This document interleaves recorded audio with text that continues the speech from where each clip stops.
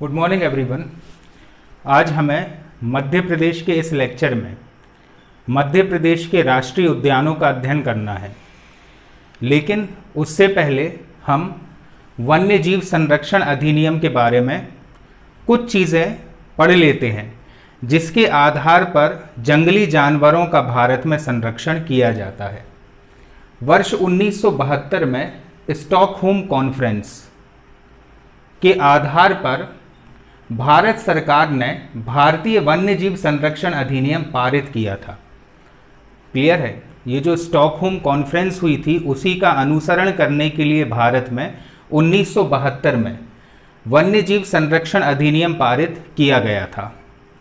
इस अधिनियम के तहत वन्य जीवों को पकड़ने की कोशिश करना, ध्यान से समझना, ये 2017 में यूपीएससी में आ चुका है कि किन आधारों पर यह अधिनियम लागू होता है।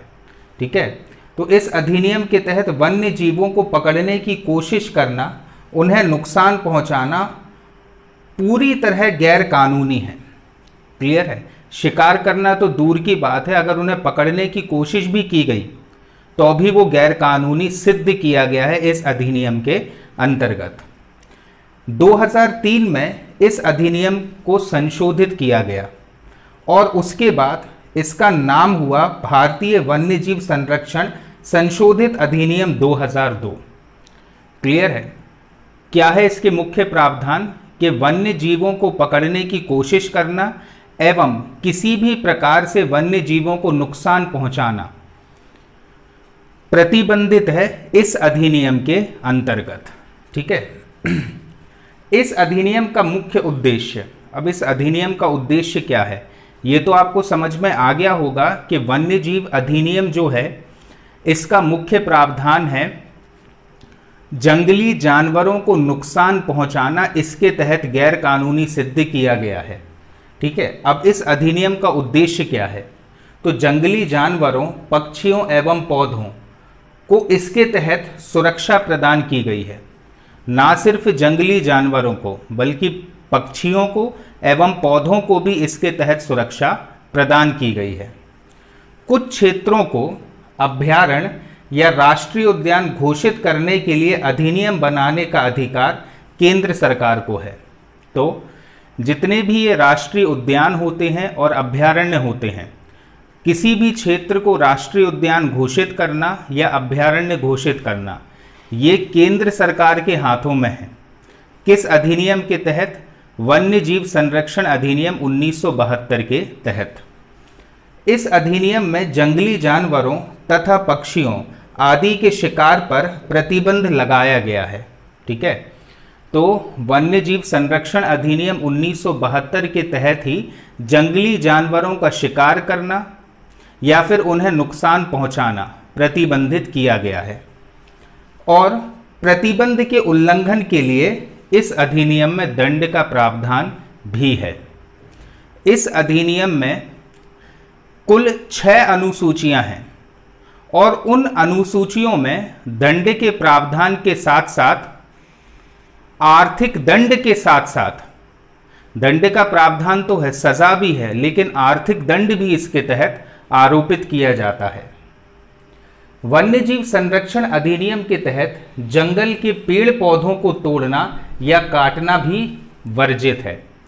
ठीक है, जैसा कि मैंने अभी बताया, ना सिर्फ जंगली जानवर, ना सिर्फ पक्षी, बल्कि पेड़ पौधों को नुकसान पहुंचाना भी इसके तहत प्रतिबंधित किया गया है। पेड़ों की कटाई इन क्षेत्रों पर प्रतिबंधित की गई है इस अधिनियम के अंतर्गत। इसके साथ ही वन्य जीवों के शरीर, अंग और चमड़े का व्यापार करना, सजावट के तौर पर इनकी खाल का इस्तेमाल करना, यह भी प्रतिबंधित किया गया है। ठीक है, तो ये सारी चीजें प्रतिबंधित हैं इस अधिनियम के अंतर्गत।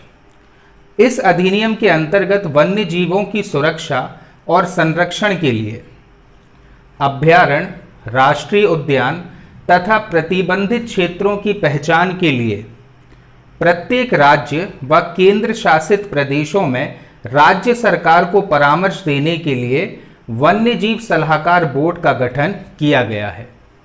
तो किसी भी राज्य में या केंद्र शासित प्रदेश में वो कौन सा इलाका होगा जिसे अभयारण्य के रूप में तब्दील करना है या जिसे राष्ट्रीय उद्यान के रूप में तब्दील करना है।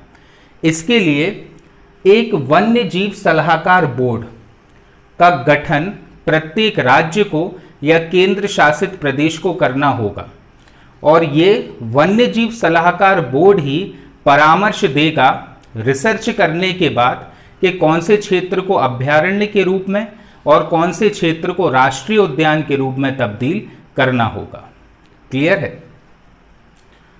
अब इस एक्ट के मुख्य प्रावधान क्या हैं, इनको समझने का प्रयास करिएगा। इस एक्ट के मुख्य प्रावधान इस प्रकार हैं। इस एक्ट के अनुसार राज्य सरकार विभिन्न नदियों की सुरक्षा और संरक्षण के लिए अधिसूचना द्वारा किसी क्षेत्र को अभयारण्य या राष्ट्रीय उद्यान घोषित कर सकती है। तो वैसे तो केंद्र सरकार की रजामंदी के बाद ही ऐसा होगा, लेकिन राज्य सरकार के पास पूरा अधिकार होता है कि राज्य सरकार किसी भी क्षेत्र को अभयारण्य या राष्ट्रीय उद्यान घोषित कर सकती है। ये एक्ट केवल जंगली जानवरों को ही नहीं, मतलब जैसा कि मैंने बताया, सिर्फ जंगली जानवर ही नहीं अपितु पक्षी एवं पेड़ पौधे भी इस एक्ट के माध्यम से संरक्षित किए गए हैं। जंगली जानवरों को ही नहीं बल्कि सूचीबद्ध पक्षियों और पौधों को भी संरक्षण प्रदान करती है। वन्य जीव एक्ट में कुल 6 अनुसूचियां हैं। तो ये चीज हमारे एग्जाम पॉइंट ऑफ व्यू के लिए बहुत इंपॉर्टेंट है कि वन्य जीव संरक्षण अधिनियम 1972 में कितनी अनुसूचियां हैं। तो इसमें 6 अनुसूचियां हैं जो अलग अलग तरह से वन्य जीवों को सुरक्षा प्रदान करते हैं। अब इन अनुसूचियों में काय का प्रावधान किया गया है वो हम पढ़ने जा रहे हैं। सबसे पहले अनुसूची 1 क्या है? ठीक है, विभिन्न प्रकार के जो जंगली जीव हैं उनको संरक्षण अनुसूची 1 के माध्यम से ही दिया जाता है। अनुसूची 1 में 43 वन्य जीव शामिल हैं। तो ये चीज आपको याद रखना है, कितने वन्य जीव शामिल हैं इसमें? कुल 43, जिसमें एक्ट के विभिन्न धाराओं के तहत दंड देने का प्रावधान किया गया है।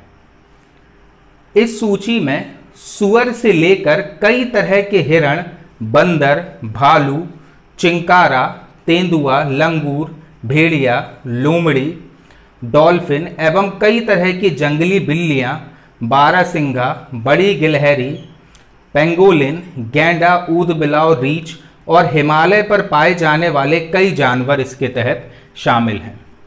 अब कुल मिलाकर 43 जानवर यहां पर शामिल हैं। इन जानवरों को आपको विशेष रूप से याद रखना है, जो मैंने इस एक्ट में लिख दिए हैं। 43 जानवरों के नाम आप याद नहीं रख सकते, ठीक है, लेकिन इतने नाम आपको विशेष रूप से याद रखना है।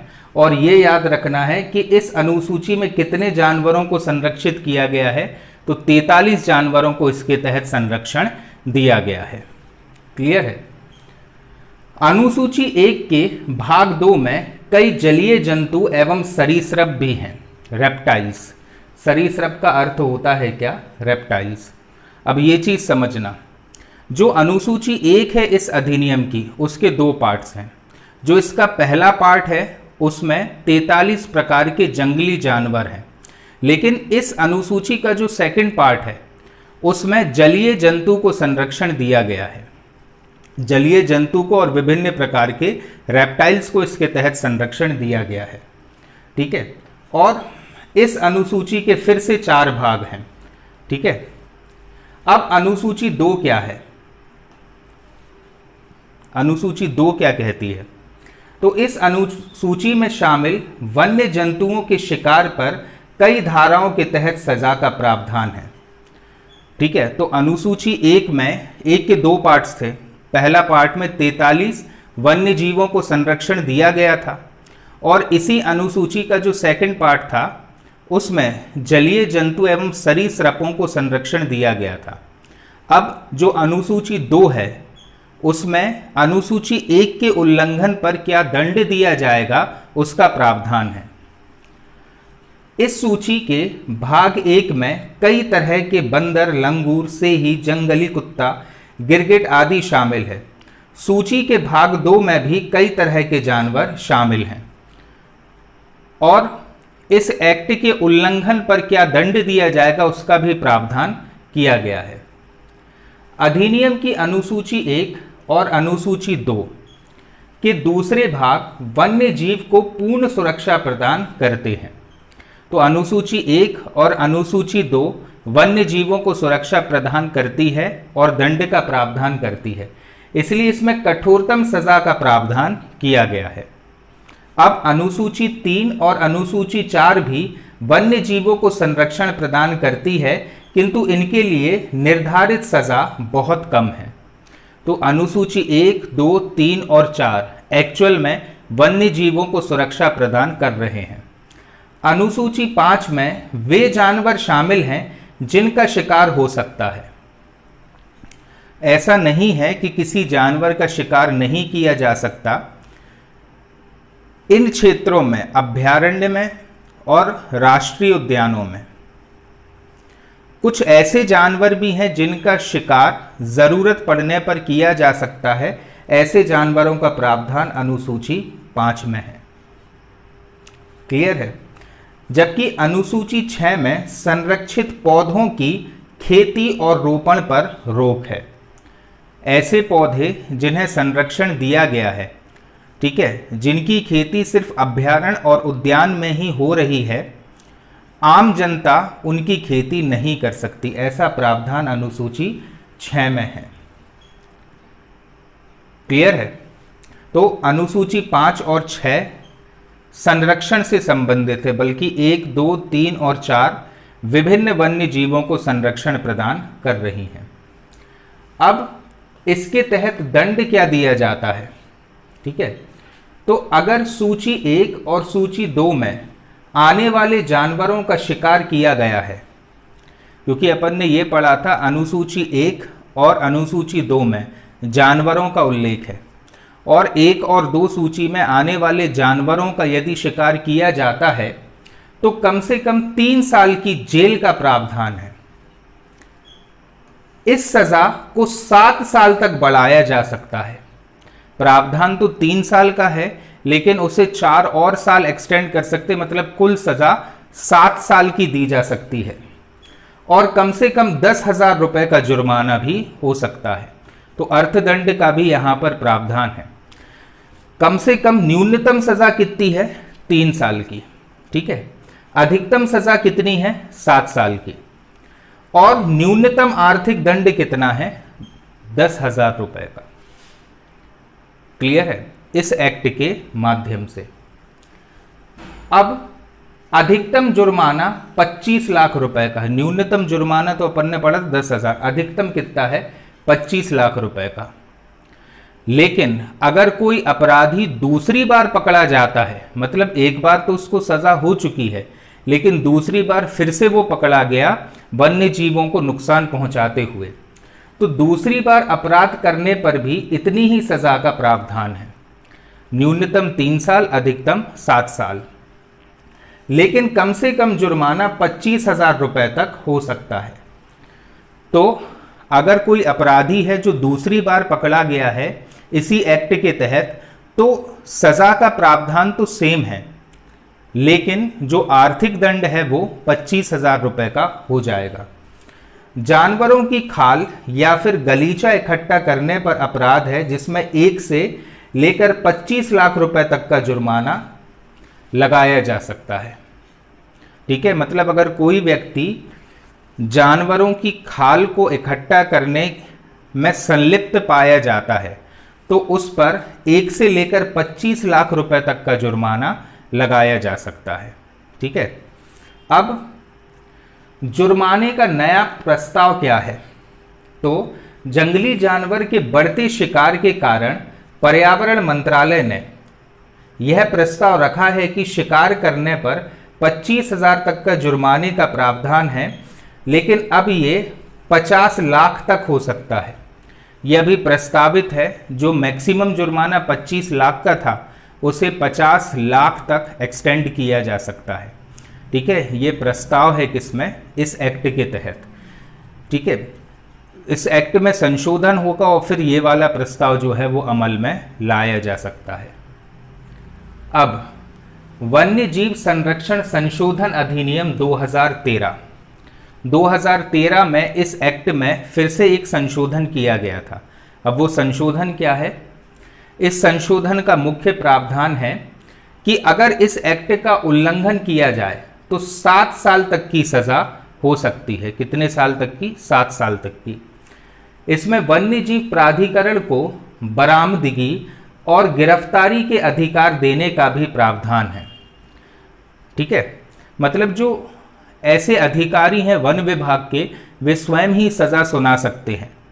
ऐसा प्रावधान है 2013 के इस एक्ट में। विधेयक में वन्य जीवों से जुड़े गंभीर अपराधों के लिए कम से कम 5 साल और अधिकतम 7 साल की सजा और कम से कम 1 लाख से 25 लाख तक के जुर्माने का प्रावधान है। 2013 में या 13 वाला ये जो बिल है वो अगर अमल में आता है तो मिनिमम सजा कितनी हो जाएगी? 5 साल की, जो अभी वर्तमान में कितनी है? 3 साल की, और अधिकतम सजा 7 साल की होगी। लेकिन जो न्यूनतम जुर्माना है, जो वर्तमान में 10,000 रुपये है, वो बढ़कर कितना हो जाएगा? 1 लाख रुपए, और अधिकतम हो जाएगा 25 लाख रुपए। क्लियर है? तो जब ये 2013 वाला ये जो प्रस्ताव है वो अगर लागू हो जाता है तो मिनिमम जुर्माना और मिनिमम सजा हो जाएगी कितनी? 1 लाख रुपए और 5 लाख रुपए, और अधिकतम जुर्माना पहुंच सकता है 50 लाख रुपयों तक। क्लियर है? ये एक छोटा सा इंट्रोडक्शन था वन्य जीव संरक्षण अधिनियम 1972 का। और ये वन्य जीव संरक्षण अधिनियम 1972 क्यों लागू हुआ है? स्टॉकहोम कॉन्फ्रेंस जो हुई थी विभिन्न देशों की, उसमें जो चीज़ें निर्धारित कर ली गई थी उनको भारत में लागू करने के लिए हमारी सरकार ने वन्य जीव संरक्षण अधिनियम 1972 लागू किया था। अब इसके एक और प्रावधान है। इसमें वन्य जीवों की विभिन्न प्रजातियों के संरक्षण, उनके आवास स्थलों के प्रबंधन और वन्य जीवों के अंगों के व्यापार के नियमन और नियंत्रण के लिए उपयुक्त कानूनी ढांचे की व्यवस्था की गई है। मतलब एक्ट में ही ये प्रावधान है कि वन्य जीवों को संरक्षित करने के लिए सरकार समय समय पर कानून ला सकती है। तो ये कुछ प्रावधान है किसके? वन्य जीव संरक्षण संशोधन विधेयक 2013 के। क्लियर है? जो अभी निकट भविष्य में लागू हो सकता है। ठीक है, अब अपन पढ़ते हैं मध्य प्रदेश में राष्ट्रीय उद्यान और अभ्यारण्य। अभ्यारण्य तो हम सेकंड पार्ट में पढ़ेंगे, लेकिन अभी हम पढ़ते हैं मध्य प्रदेश के सभी राष्ट्रीय उद्यानों के बारे में। ठीक है, तो अब आपने वन्य जीव संरक्षण अधिनियम तो समझ लिया होगा कि इसमें अनुसूचियां कितनी हैं? कुल 6 अनुसूचियां हैं। ठीक है, कब लाया गया था ये? 1972 में। उसी अधिनियम में प्रावधान था अभ्यारण्य और राष्ट्रीय उद्यान बनाने का, और इन अभ्यारण्य और राष्ट्रीय उद्यान के आधार पर ही मध्य प्रदेश में भी अभ्यारण्य और राष्ट्रीय उद्यान बनाए जाने लगे। तो भारत में वर्ष 1972 में वन्य जीव अधिनियम पारित किया गया। आपको तो अब अधिनियम भी आ गया है समझ में। इसके अंतर्गत राष्ट्रीय उद्यानों तथा वन्य प्राणी अभ्यारण्यों की स्थापना की गई। ये तो अब आपके समझ में आ गया होगा कि जो अभ्यारण्य है या राष्ट्रीय उद्यान है वो किस एक्ट के तहत बनाए जा रहे हैं? वन्य जीव अधिनियम 1972 के तहत।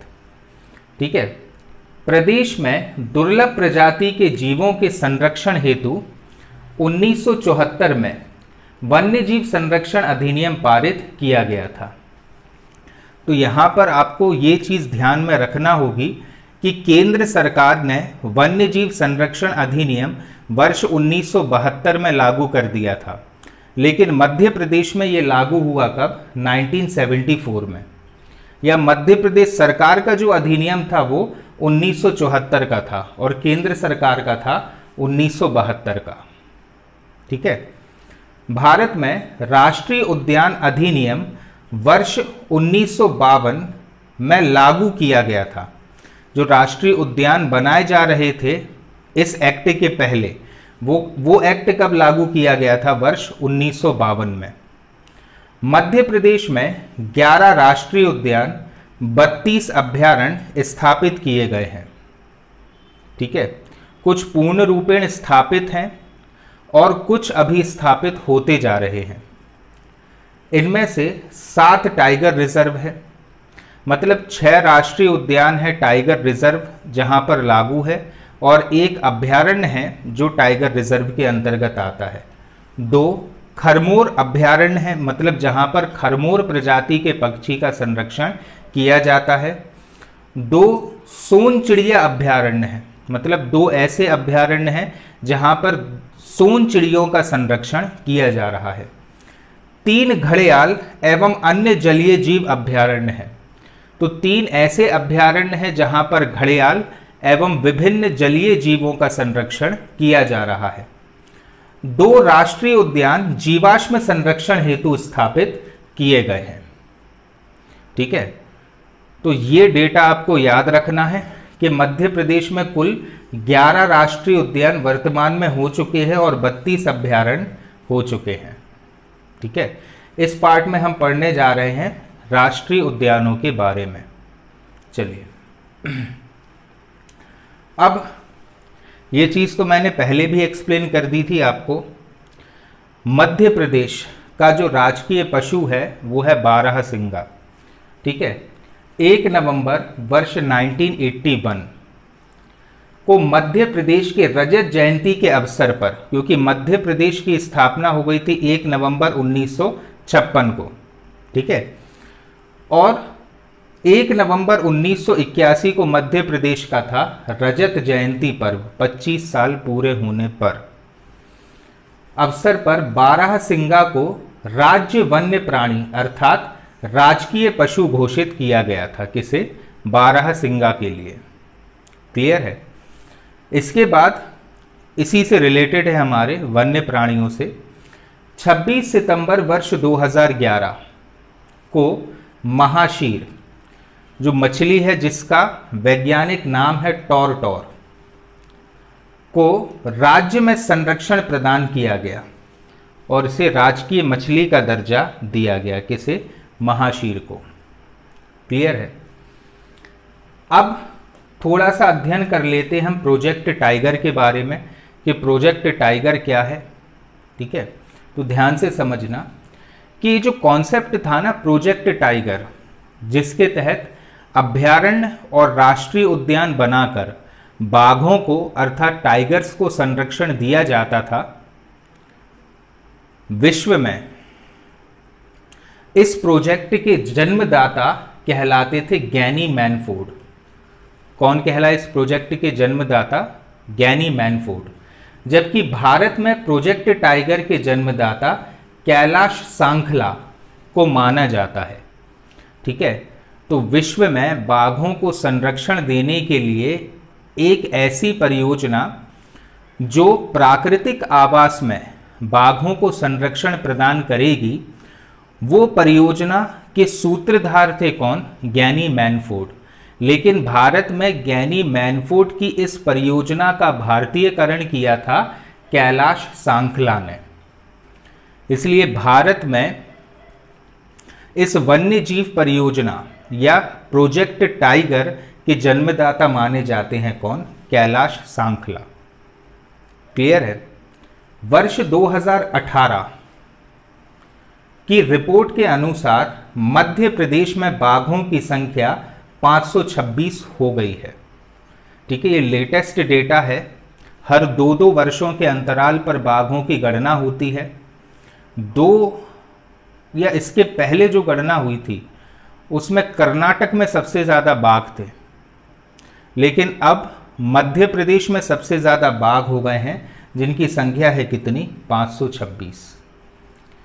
कर्नाटक में है 524 बाघ, जबकि उत्तराखंड का स्थान तीसरा है जहां पर आते हैं 442 बाघ। ठीक है, भारत में 2018 की रिपोर्ट के अनुसार 2967 बाघ हैं। कितने हैं? 2967 बाघ, जो विश्व में बाघों की संख्या का 70% है।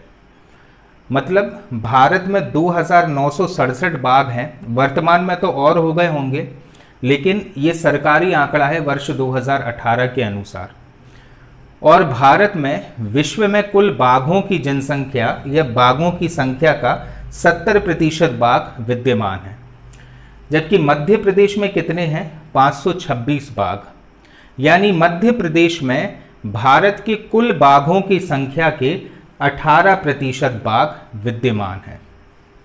ठीक है, विश्व की कुल 70% बाघ भारत में है, लेकिन उन 70% में से 18% बाघ मध्य प्रदेश में है, जो हैं 526। और इस रिपोर्ट के अनुसार वर्तमान में सबसे ज्यादा बाघ पूरे भारत में मध्य प्रदेश में ही है। इसलिए मध्य प्रदेश को टाइगर स्टेट भी कहा जाने लगा है।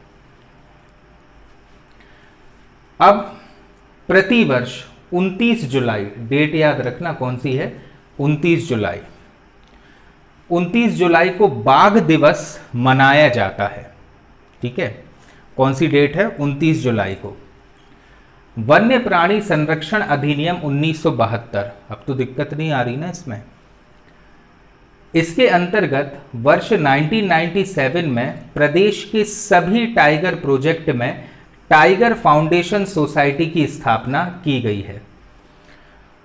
टाइगर फाउंडेशन सोसाइटी का तात्पर्य यह है कि ऐसे जितने भी राष्ट्रीय उद्यान हैं जो प्रोजेक्ट टाइगर से जुड़े हुए हैं, उन सभी राष्ट्रीय उद्यानों में एक ऐसी थिंक टैंक या एक ऐसे लोगों का समूह निरंतर दौरा कर रहा है जिनके पास ये ज्ञान है कि किस प्रकार से बाघों को संरक्षण देकर उनकी संख्या में वृद्धि की जाए। क्लियर है? ऐसे लोगों का समूह ही कहलाता है tiger foundation society.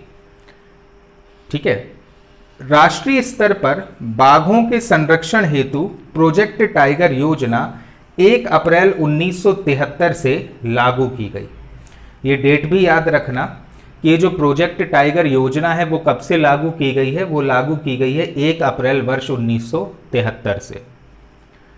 Madhya Pradesh में वर्ष 1974 में सबसे पहला कान्हा किसली राष्ट्रीय उद्यान को प्रोजेक्ट टाइगर में शामिल किया गया। ठीक है, तो ये जो प्रोजेक्ट टाइगर का कॉन्सेप्ट था ये 1 अप्रैल 1973 से भारत में लागू हुआ और इसी का ही अनुसरण किया गया 1974 में, जब कान्हा किसली राष्ट्रीय उद्यान को पहली बार मध्य प्रदेश में प्रोजेक्ट टाइगर में शामिल किया गया। इतना क्लियर?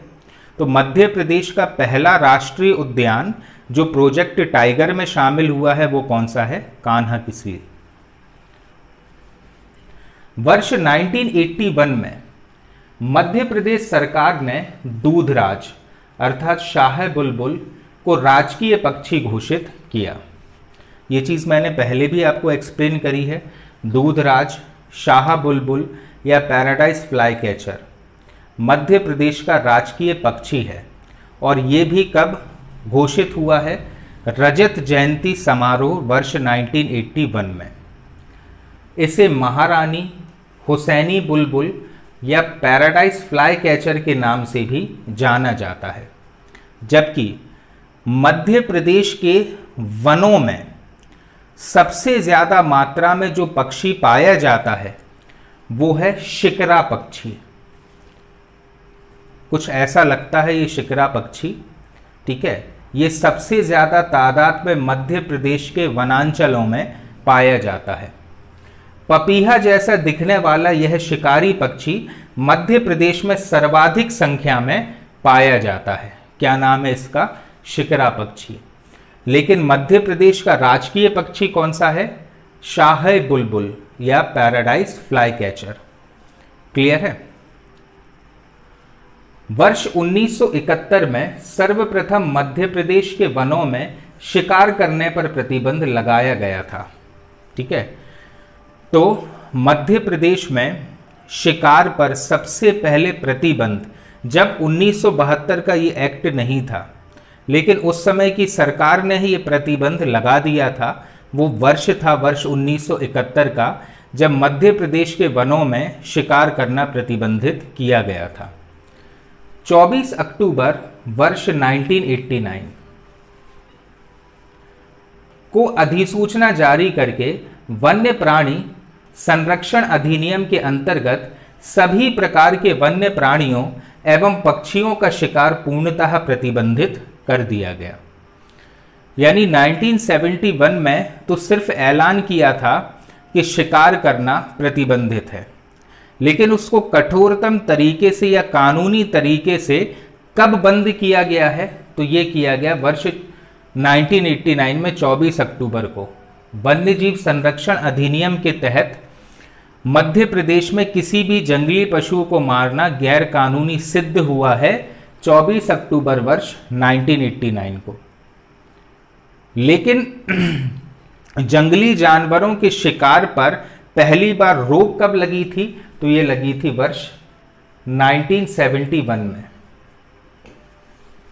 ठीक है, लेकिन कानूनी तरीके से रोक कब लगी, तो 24 अक्टूबर वर्ष 1989 को। ये कुछ चीजें हैं जो आपको अनिवार्यतः याद रखना है। अब अपन पढ़ते हैं राष्ट्रीय उद्यानों के बारे में। इस लेक्चर में हम सिर्फ राष्ट्रीय उद्यान का ही अध्ययन करेंगे। अभयारण्य हम इस लेक्चर में नहीं, नेक्स्ट लेक्चर में या इसके सेकंड पार्ट में पढ़ते हैं। क्या होते हैं राष्ट्रीय उद्यान, तो इसको एक परिभाषा के रूप में अपन समझते हैं। राष्ट्रीय उद्यान या नेशनल पार्क का गठन विशेष प्रकार की शरण स्थली के संरक्षण के लिए किया जाता है। ठीक है, तो शरण स्थली किसकी होगी, ये जंगली पशुओं की। तो एक विशेष प्रकार की शरण स्थली हेतु इसका गठन किया जाता है, अर्थात ये आवास आधारित होते हैं। ठीक है, मतलब जंगली जीवों को एक प्राकृतिक आवास में संरक्षण दिया जाता है और सभी प्रकार की मानवीय गतिविधियों को प्रतिबंधित किया जाता है। इनके अंतर्गत एक विशेष प्रकार के शरण क्षेत्र में रहने वाले सभी जीवों का संरक्षण किया जाता है। ठीक है, तो हर एक पशु के, हम भी सामाजिक पशु हैं और बिना समाज के हम भी नहीं रह सकते। हर पशुओं का अपना एक अलग प्राकृतिक आवास है। उस प्रकार का प्राकृतिक आवास उन पशुओं को प्रोवाइड किया जाता है और आवास के ही आधार पर उन पशुओं को संरक्षण भी दिया जाता है। क्लियर है? अब हम मध्य प्रदेश का पहला राष्ट्रीय उद्यान अर्थात कान्हा किसली का अध्ययन करने जा रहे हैं। नाम तो सुना ही होगा, आप में से बहुत लोग घूमकर भी आए होंगे कान्हा किसली में। ठीक है, अब इसके बारे में ध्यान से समझ लेना। यह मंडला और बालाघाट जिले में 940 वर्ग किलोमीटर क्षेत्र में विस्तृत है, लेकिन इसका जो अधिकांश भाग है वो आता है मंडला जिले में, लेकिन कुछ भाग आता है बालाघाट। और अगर दोनों ऑप्शन में मिल जाए तो आपको तो मंडला ही मार्क करके आना है, लेकिन वास्तविकता में मंडला और बालाघाट दोनों जिलों में 940 वर्ग किलोमीटर क्षेत्र में यह राष्ट्रीय उद्यान विस्तृत है। वर्ष 1879 में इसे वन आरक्षित क्षेत्र घोषित किया गया था। किस वर्ष? वर्ष 1879 में इसके दर्जा दिया गया था वन आरक्षित क्षेत्रों का, मतलब ऐसा क्षेत्र जहां पर मानवीय गतिविधियों को कुछ हद तक प्रतिबंधित कर दिया गया था। किस वर्ष? 1879 में, जब इस क्षेत्र पर अंग्रेजों का शासन हुआ करता था। वर्ष 1897 से 1910 तक यह अंग्रेजों का शिकार स्थल रहा। तो एक लंबे काल तक अंग्रेज यहां पर शिकार खेलने आते रहे। ठीक है, इसे वर्ष 1933 में अभय वन का दर्जा दिया। किस वर्ष? 1933 में इसे दर्जा मिला काय का? अभय वन का। ठीक है, ये दर्जा इसीलिए दिया गया था ताकि यहां पर शिकार पर प्रतिबंध लगाया जा सके आम जनता के लिए। अंग्रेज जब चाहे इस क्षेत्र में शिकार खेल सकते, क्योंकि उनके लिए शिकार सिर्फ एक खेल था। इसीलिए इसे 1933 में दर्जा दे दिया गया था अभय वन का।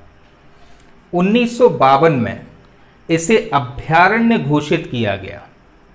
ठीक है, अभी इन दोनों पार्ट्स के लास्ट में मैं आपको राष्ट्रीय उद्यान और अभयारण्य दोनों में अंतर लिखवा दूंगा या समझा दूंगा, लेकिन अभी सिर्फ इतना याद रखो, अभयारण्य एक ऐसा इलाका होता है जहां पर मानवीय गतिविधियां पूर्ण रूपेण तो नहीं लेकिन कुछ हद तक प्रतिबंधित की गई हैं, जबकि राष्ट्रीय उद्यान ऐसे इलाके होते हैं जहां पर मानवीय गतिविधियां पूर्ण रूपेण प्रतिबंधित कर दी जाती हैं। क्लियर है? तो 1952 में इसे अभयारण्य का दर्जा मिला। 1 जून 1955 को इसे राष्ट्रीय उद्यान घोषित किया गया। यहां पर आपको ये डेट्स याद रखना है कि सबसे पहले वर्ष 1879 में वन आरक्षित क्षेत्र घोषित हुआ ये, फिर एक लंबे समय तक 1897 से 1910 तक अंग्रेजों के शिकार खेलने का स्थल रहा पूरा कान्हा-किसली। ठीक है, 1933 में इसे अभय वन का दर्जा मिला। 1952 में इसे अभयारण्य बनाया गया और 1 जून 1955 को इसे राष्ट्रीय उद्यान घोषित किया गया। क्लियर है? तो कान्हा-किसली को राष्ट्रीय उद्यान का दर्जा कब मिला है? तो ये मिला है 1 जून 1955 को। और वर्ष 1974 में प्रोजेक्ट टाइगर के अंतर्गत शामिल किया गया।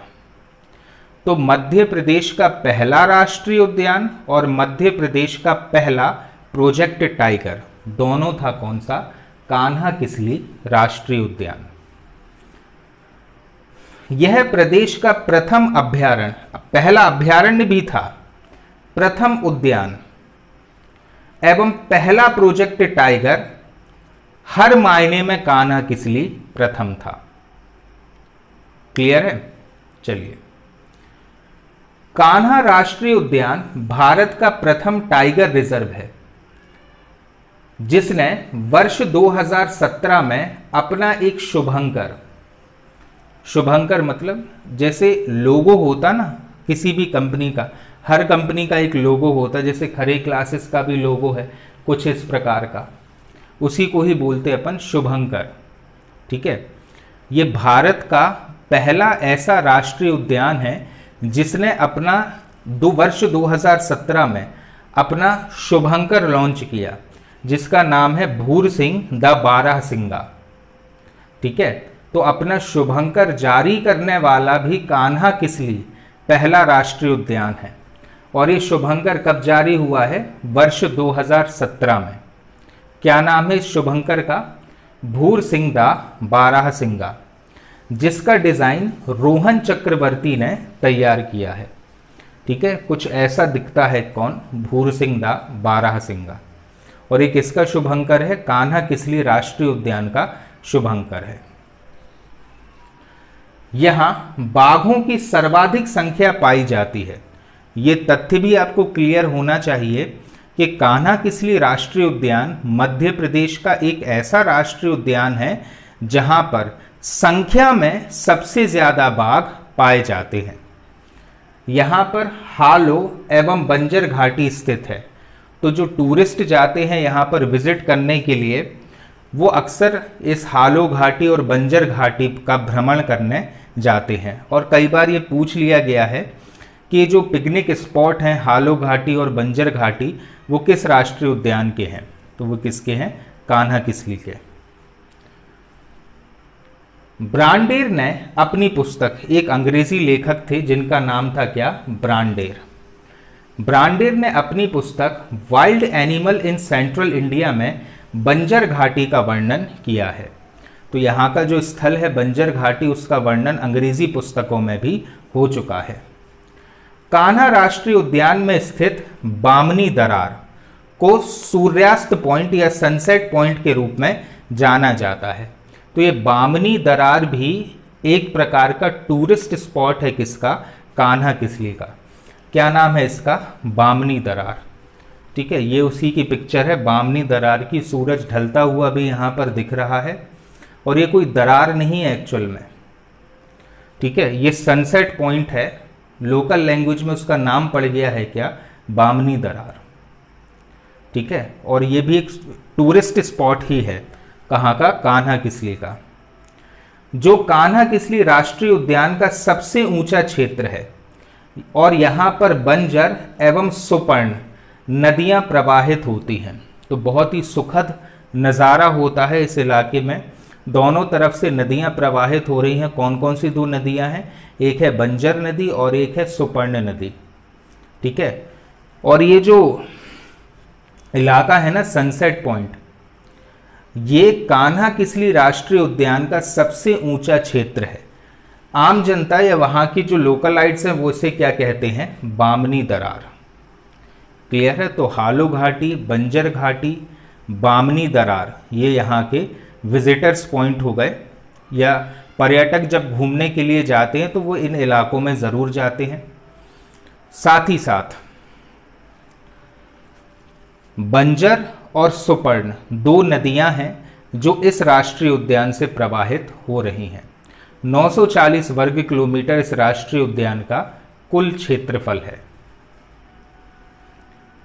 और इस राष्ट्रीय उद्यान के अंदर ही एक्चुअल में ये जो मंडला और बालाघाट का, स्पेशली मंडला, ये जो मंडला का इलाका है ये बैगा जनजातियों के लिए जाना जाता है। जनजाति का अपना एक अलग समाज होता है और वे उसी समाज में उनको अच्छा लगता है। जैसे हमारे समाज में अच्छा लगता है, जनजातियों का अपना समाज अलग होता है। और ये जनजाति आज से नहीं, आदि काल से, जब से सभ्यता की शुरुआत हुई है उस समय से अपने अलग प्राकृतिक आवास में रहती हुई आ रही हैं। और हमारे संविधान में इन जनजातियों के लिए अपना एक विशेष प्रावधान है। यही कारण है कि जनजातियों को इस राष्ट्रीय उद्यान से विस्थापित नहीं किया गया।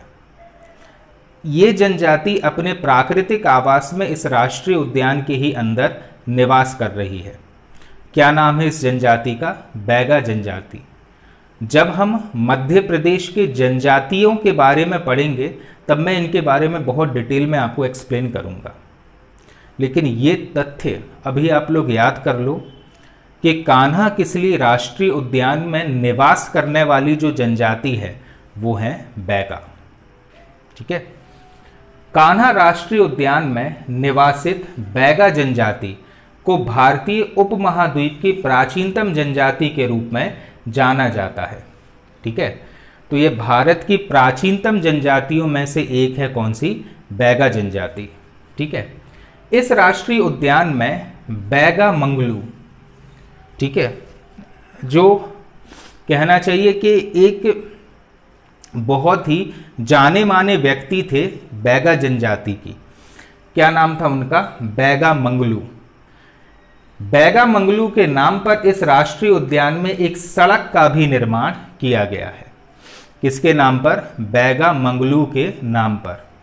आपको तो इतना याद रखना है कि कान्हा किसली राष्ट्रीय उद्यान के अंतर्गत जो जनजाति निवास कर रही है वो है बैगा जनजाति। ठीक है, और इसी जनजाति के एक जाने माने व्यक्ति थे। कौन? बैगा मंगलू, जिनके नाम पर इस जनजाति या जिसके नाम पर इस राष्ट्रीय उद्यान में एक सड़क का निर्माण किया गया है। यहाँ पर कृष्ण मृग या काले हिरण एवं ब्रैडरी प्रजाति के 12 सिंगा पाए जाते हैं। ठीक है, तो बाघों के अलावा ऐसा नहीं कि अकेले बाघ, बहुत सारे जंगली जीव जंतु यहाँ पर है, लेकिन इस प्रकार के काले हिरण की, ठीक है, कृष्ण मृगों की संख्या यहाँ पर सर्वाधिक पाई जाती है। और ब्रैडरी प्रजाति का 12 सिंगा जो मध्य प्रदेश का राजकीय पशु भी है, वो भी इस राष्ट्रीय उद्यान में पाया जाता है। इस राष्ट्रीय उद्यान में पाए जाने वाले दुर्लभ बारहसिंगा को कान्हा का गहना भी कहा गया है। ठीक है, ये याद रखना, कान्हा राष्ट्रीय उद्यान है, कान्हा का गहना कहा जाता है किसे? ब्रैडरी प्रजाति के बारहसिंगा को, जो बहुत ही दुर्लभ है, लेकिन बहुत बड़ी संख्या में इस राष्ट्रीय उद्यान में पाया जाता है, इसलिए उसको क्या कहते हैं? उसे कहा जाता है कान्हा का गहना। क्लियर? चलिए, इसके अतिरिक्त इस राष्ट्रीय उद्यान में जो अन्य जीव हैं वे हैं शेर, चीतल, नीलगाय, जंगली कुत्ते, सुअर, तेंदुआ, बारहसिंगा, सांबर, कृष्ण मृग, विशालकाय, गौर पक्षी, सुंदर चिड़िया आदि। अब क्योंकि राष्ट्रीय उद्यान है तो सभी प्रकार के पक्षी तो या सभी प्रकार के वन्य जानवर तो होंगे ही होंगे। कान्हा राष्ट्रीय उद्यान में उष्णकटिबंधीय और शुष्क पर्णपाती वन पाए जाते हैं। तो यहाँ के वनों के जो प्रकार हैं, किस प्रकार के वन यहाँ पर विद्यमान हैं? तो उष्णकटिबंधीय शुष्क पर्णपाती वन यहाँ पर विद्यमान है। यहाँ का सबसे लोकप्रिय वृक्ष इंडियन घोस्ट ट्री अर्थात कुल्लू भी एक पर्णपाती क्षेत्र में पाया जाता है।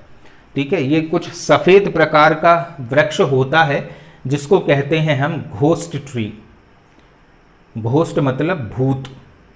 ठीक है, क्योंकि इसको दूर से देखो तो अपने आप में सारे पेड़ काले होते हैं, ये इनकी जो स्टेम है, ठीक है, क्या बोलते हैं, डगालें, वो भी पूरी सफ़ेद ही होती हैं, इसलिए भूतिया पेड़ लगता है। आम शब्दों में इसे बोलते हैं इंडियन घोस्ट ट्री, लेकिन कॉमन लैंग्वेज में कहलाता है ये कुल्लू। ठीक है, ये भी बहुतायत मात्रा में देखने को मिलता है कहाँ पर? कान्हा किसली राष्ट्रीय उद्यान में। ठीक है, कान्हा किसली राष्ट्रीय उद्यान के एक जो रोचक तथ्य है वो ये भी है कि यहाँ पर बिना शाखाओं वाले पेड़ भी पाए जाते हैं, जिसे आम जनता कहती है राजा रानी वृक्ष। ठीक है, कान्हा राष्ट्रीय उद्यान में साल के 2 ठूंठ, आम शब्द है या आम भाषा में कहा गया है इन पेड़ों को क्या? साल के 2 ठूंठ नामक वृक्ष पाए जाते हैं, जिन्हें राजा रानी के नाम से जाना जाता है। ठीक है, राजा रानी वृक्ष कहते हैं, इनकी शाखाएं नहीं होती हैं, लंबे लंबे रहते हैं ये। ठीक है, साल के 2 ठूंठ या राजा रानी वृक्ष इन्हें कहा जाता है। कान्हा राष्ट्रीय उद्यान में एक पौराणिक श्रवणताल मंडला जिले में स्थित है और इसमें लपसी नामक प्रसिद्ध शिकारी का स्मारक निर्मित किया गया है। एक बहुत ही प्रसिद्ध शिकारी था अंग्रेजों के समय का, जिसका नाम था क्या? लपसी। इसका स्मारक बनाया गया है कहाँ पर? उस तालाब में जो कान्हा किसली राष्ट्रीय उद्यान में अवस्थित है। खासकर कि व्यापम में ऐसे प्रश्न आते हैं जो आम लीक से हटकर हैं। ठीक है, तो लपसी नामक एक शिकारी का कहना चाहिए स्मारक किस राष्ट्रीय उद्यान में है? कान्हा किसली में। वर्ष 1999 में इसे सर्वश्रेष्ठ पर्यटन का पुरस्कार प्रदान किया गया था। किसे? कान्हा किसली राष्ट्रीय उद्यान को। किस वर्ष? वर्ष 1999 में। यह प्रदेश का एकमात्र राष्ट्रीय उद्यान है जहां पर हवाई पट्टी अवस्थित है। ठीक है, हवाई सेवा तो चालू नहीं है, लेकिन हवाई पट्टी है। क्या है? जो डेलीगेट्स आते हैं या दूसरे देशों के जो विजिटर्स आते हैं इस राष्ट्रीय उद्यान में किसी परियोजना के तहत काम करने के लिए, तो उनके लिए इस प्रकार की हवाई सेवाएं उपलब्ध कराई गई हैं। ठीक है, तो ये कुछ बातें थी कान्हा किसली राष्ट्रीय उद्यान के बारे में जिन्हें आपको याद रखना है। इसके अतिरिक्त विश्व बैंक की सहायता से इस उद्यान में पार्क इंटरप्रिटेशन योजना भी प्रारंभ की गई है। क्या है ये पार्क इंटरप्रिटेशन योजना? ये कुछ ऐसी योजना है कि अगर बाघों की संख्या यहाँ पर ज़्यादा है तो उसे किसी दूसरे आवास में भेज दिया जाए या किसी दूसरे राष्ट्रीय उद्यान में स्थानांतरित कर दिया जाए, या फिर दूसरे राष्ट्रीय उद्यान से बाघों को इस इलाके में ले आया जाए। उसको बोलते हैं पार्क इंटरप्रिटेशन योजना, जो कि विश्व बैंक की मदद से यहाँ पर संचालित की जा रही है। वर्ष 2018 में कान्हा राष्ट्रीय उद्यान से बाघ ओडिशा के सतकोसिया टाइगर रिजर्व में एवं सागर के नौरादेही अभ्यारण्य में पुनर्वासित किए गए हैं। तो यही वो पार्क इंटरप्रिटेशन योजना है जिसके तहत कान्हा किसली के जो बाघ हैं उन्हें दूसरे राष्ट्रीय उद्यान में भी स्थानांतरित किया जा सकता है। जैसा कि 2018 की बात है, कान्हा किसली राष्ट्रीय उद्यान के कुछ बाघों को ओडिशा के सतकोसिया राष्ट्रीय उद्यान में और सागर के नौरादेही में स्थानांतरित किया गया है। क्लियर है? अब अपन पढ़ते हैं किसे, बांधवगढ़ राष्ट्रीय उद्यान के बारे में।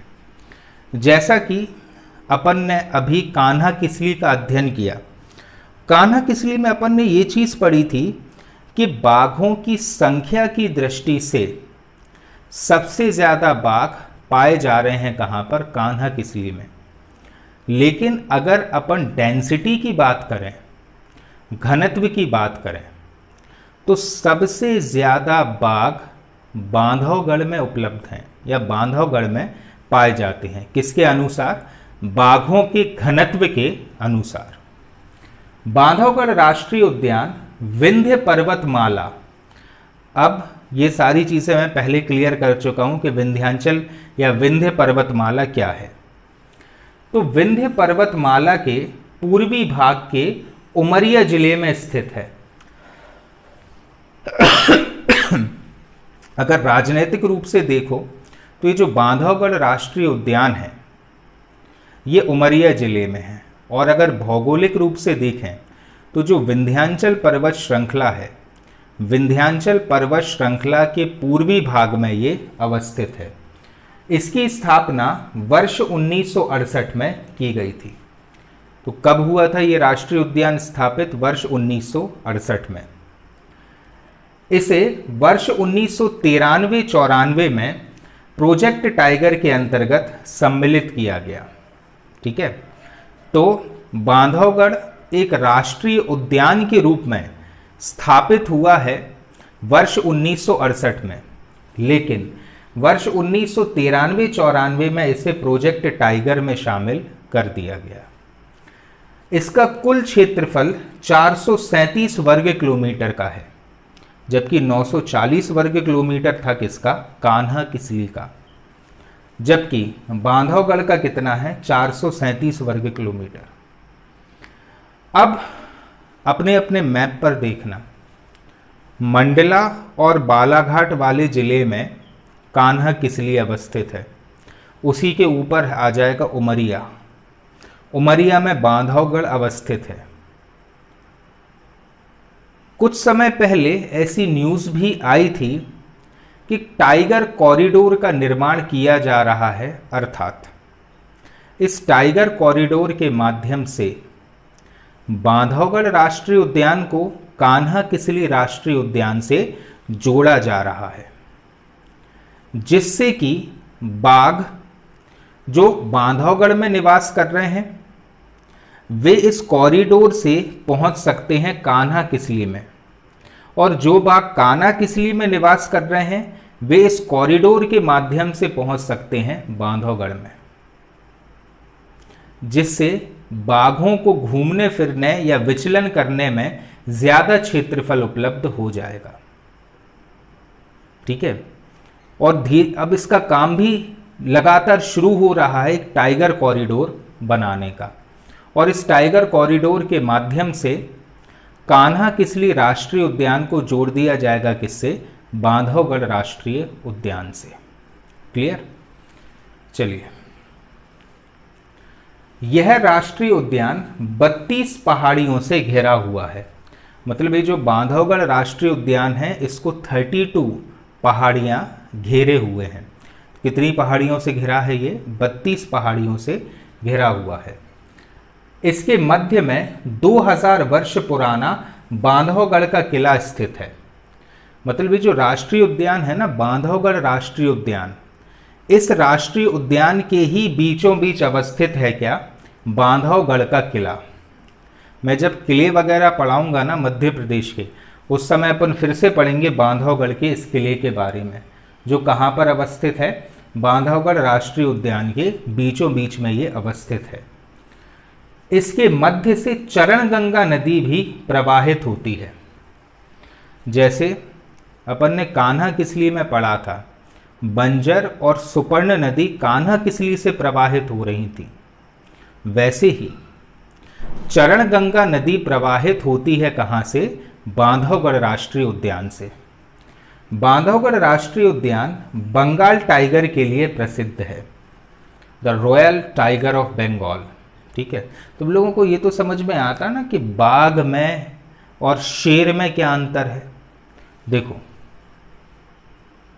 ये होता है बाघ, ठीक है, जिसे हम कहते हैं इंग्लिश में टाइगर, और जिसके चेहरे पर बाल होते हैं, ठीक है, वो कहलाता है लायन या बब्बर शेर।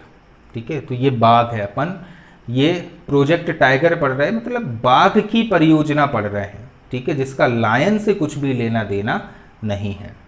ठीक है, तो बांधवगढ़ के बारे में रोचक बात क्या है कि ये 32 पहाड़ियों से घिरा हुआ है।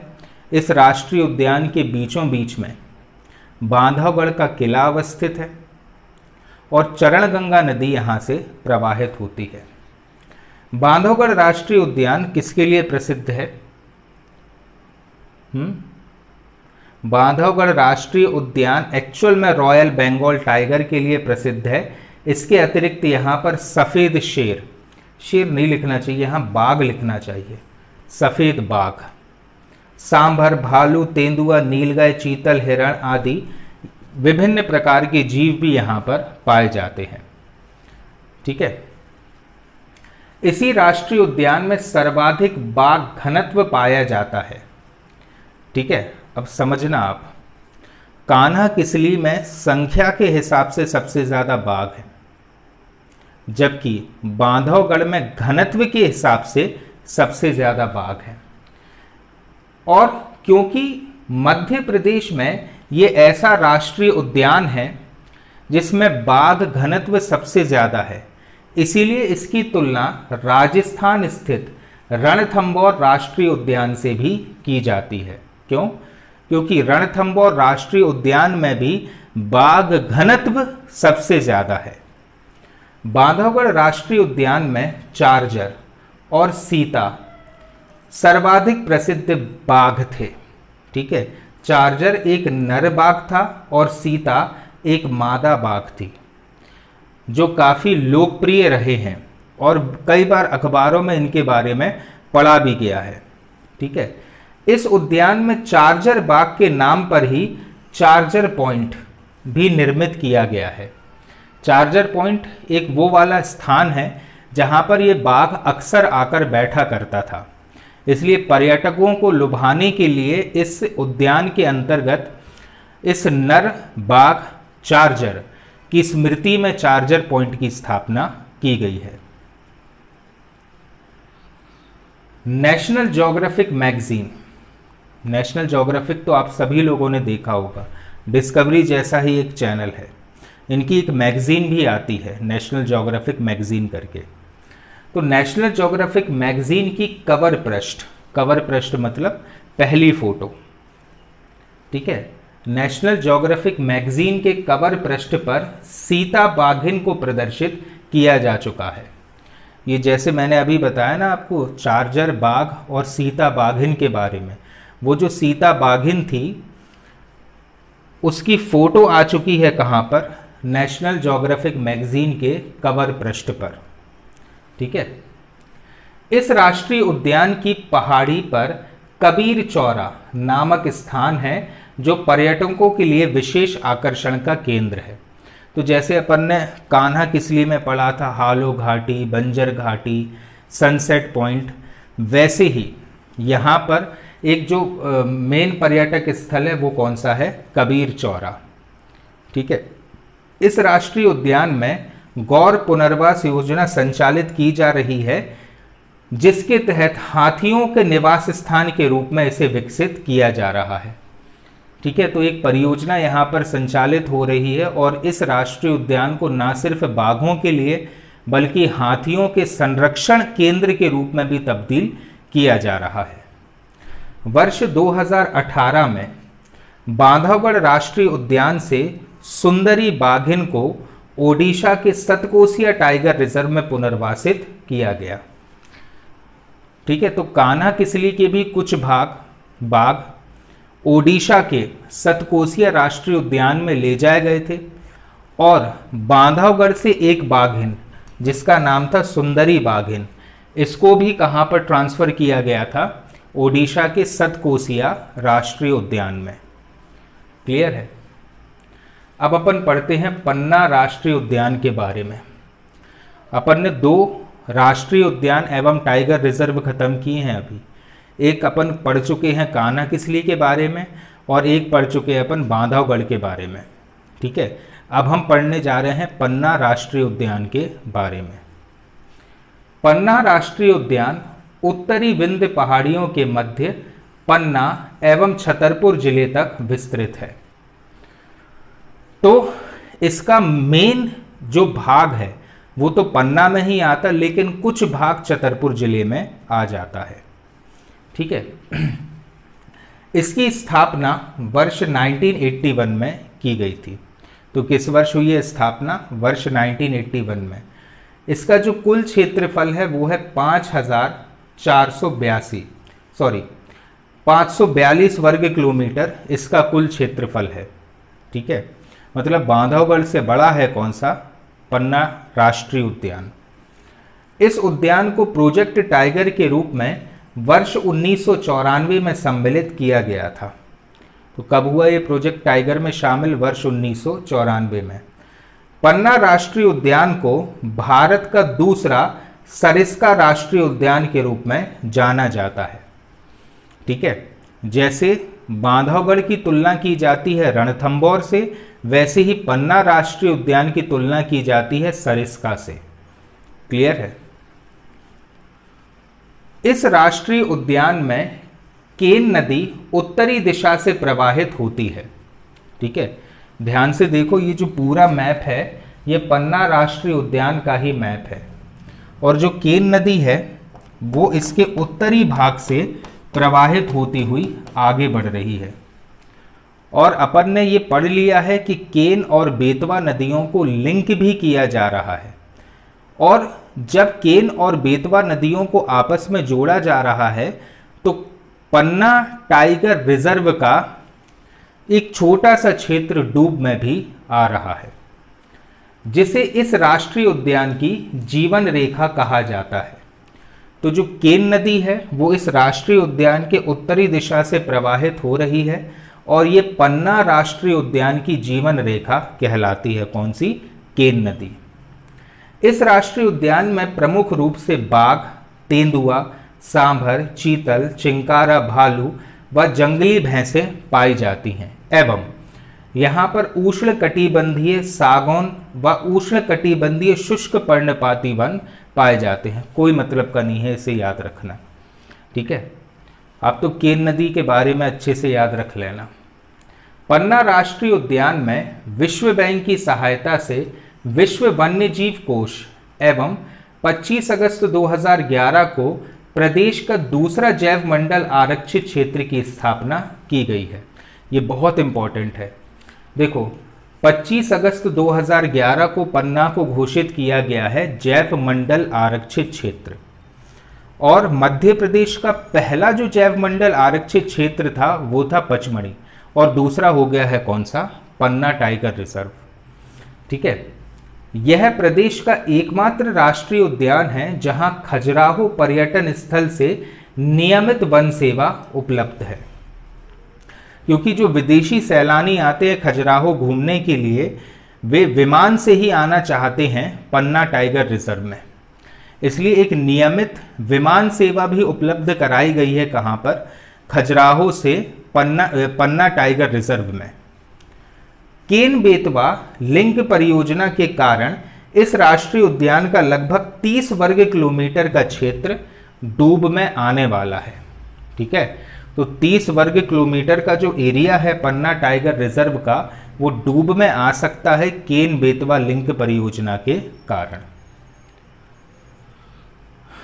यह राष्ट्रीय उद्यान आंवला उत्पादन, रेप्टाइल पार्क व जंगली भैंसे के संरक्षण के लिए भी प्रसिद्ध है। पन्ना को तो कहा ही जाता था आंवला सिटी, क्योंकि यहां पर आंवले का उत्पादन बहुत ज्यादा होता था, इसलिए जाना जाता था आंवला सिटी के नाम से। ठीक है, तो वैसे ही पन्ना राष्ट्रीय उद्यान में भी आंवला का उत्पादन बहुत होता है और केन घड़ियाल अभयारण्य भी यहाँ पर अवस्थित है, जहाँ पर घड़ियालों को संरक्षण प्रदान किया जा रहा है। पन्ना राष्ट्रीय उद्यान के अंतर्गत केन घड़ियाल वन्यजीव अभयारण्य और पांडव जलप्रपात एवं गाथा जलप्रपात भी स्थित है। तो ये पन्ना टाइगर रिजर्व के टूरिस्ट स्पॉट हो गए कौन से, पांडव जलप्रपात और गाथा जलप्रपात। क्लियर है। और इसी पन्ना राष्ट्रीय उद्यान में ही केन घड़ियाल अभयारण्य भी अवस्थित है। अब अपन डिस्कशन करते हैं पेंच राष्ट्रीय उद्यान के बारे में। आप सब लोगों ने द जंगल बुक देखी होगी या पढ़ी होगी, या अगर कुछ नहीं भी देखा तो मोंगली का नाम तो जरूर सुना होगा। क्लियर है। मोंगली की जो घटना है वो रियल घटना है। रुडयार्ड किपलिंग ने किताब लिखी थी द जंगल बुक, जिसमें इस घटना का वास्तविक चरितार्थ किया गया था। क्लियर है। और ये जो पूरी घटना है वो इसी इलाके की, सिवनी छिंदवाड़ा इलाके की है, जहां पर आज या जिस इलाके को आज पेंच राष्ट्रीय उद्यान के नाम से जाना जाता है। पेंच राष्ट्रीय उद्यान सतपुड़ा पहाड़ियों, अभी अपन थे कहां पर, विंध्याचल के आसपास, अब अपन आ गए हैं कहां पर, सतपुड़ा पर। पेंच राष्ट्रीय उद्यान सतपुड़ा पहाड़ियों के दक्षिणी भाग अर्थात सिवनी छिंदवाड़ा जिले में स्थित है। इसका बहुतायत जो क्षेत्र है वो सिवनी में है, लेकिन कुछ इलाका छिंदवाड़ा में भी आ जाता है। वर्ष 1977 में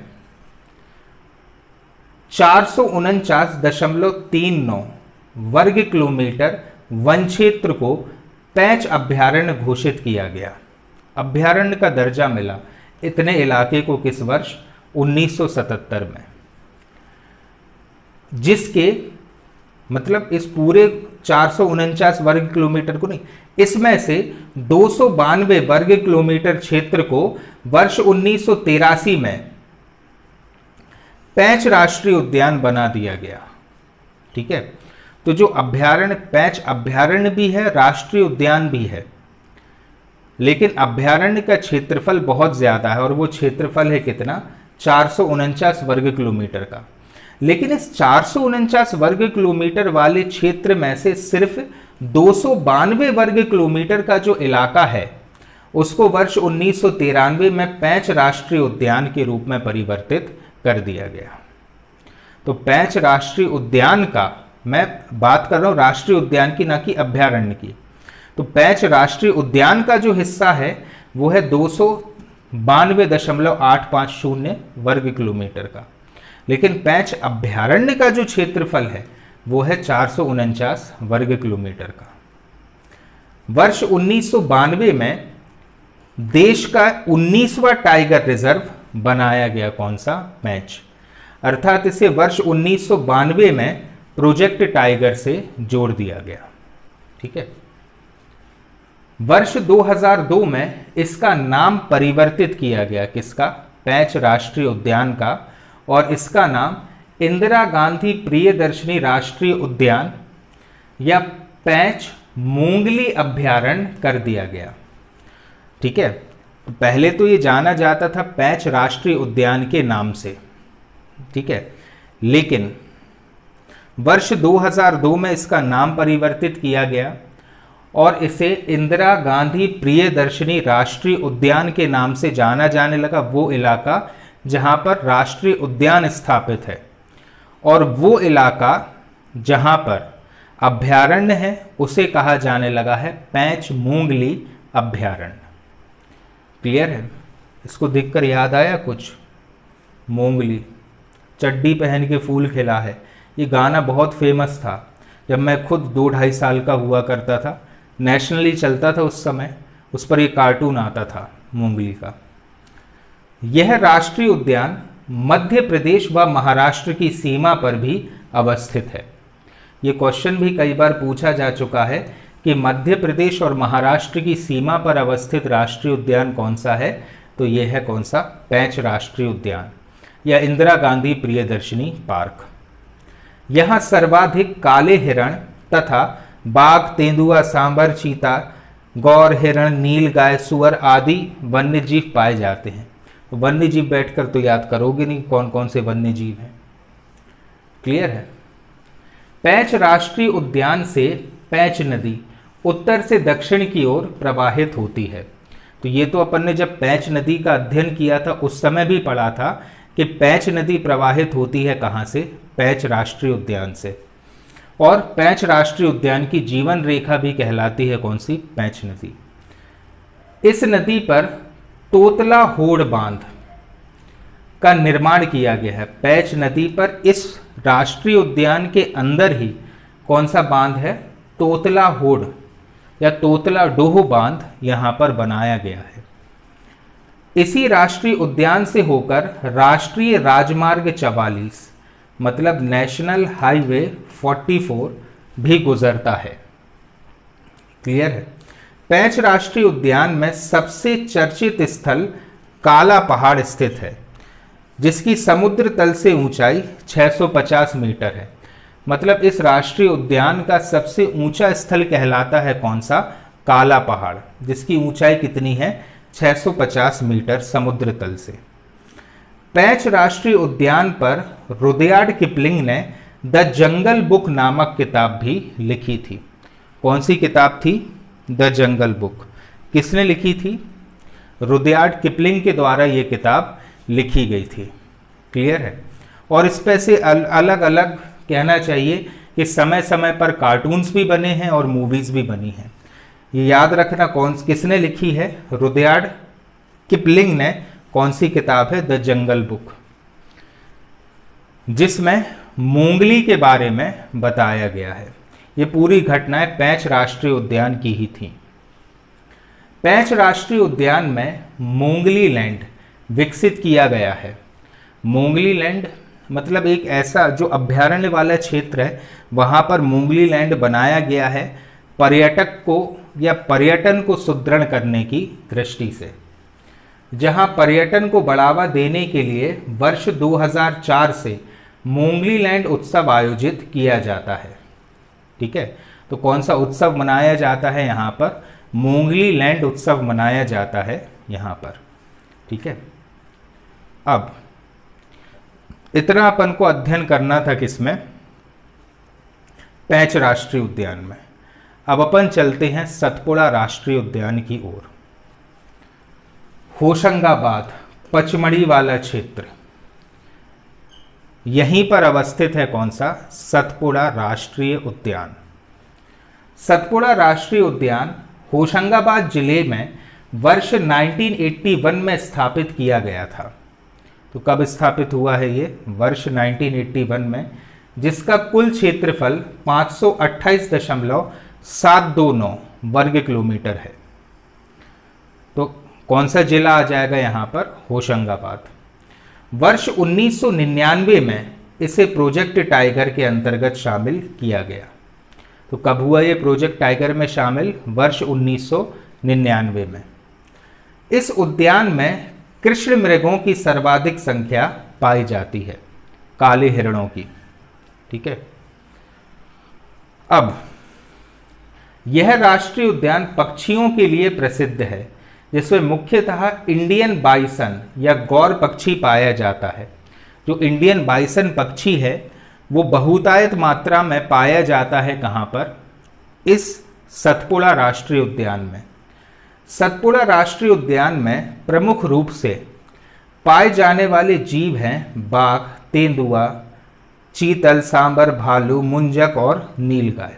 कोई ज़रूरत नहीं है याद करने की।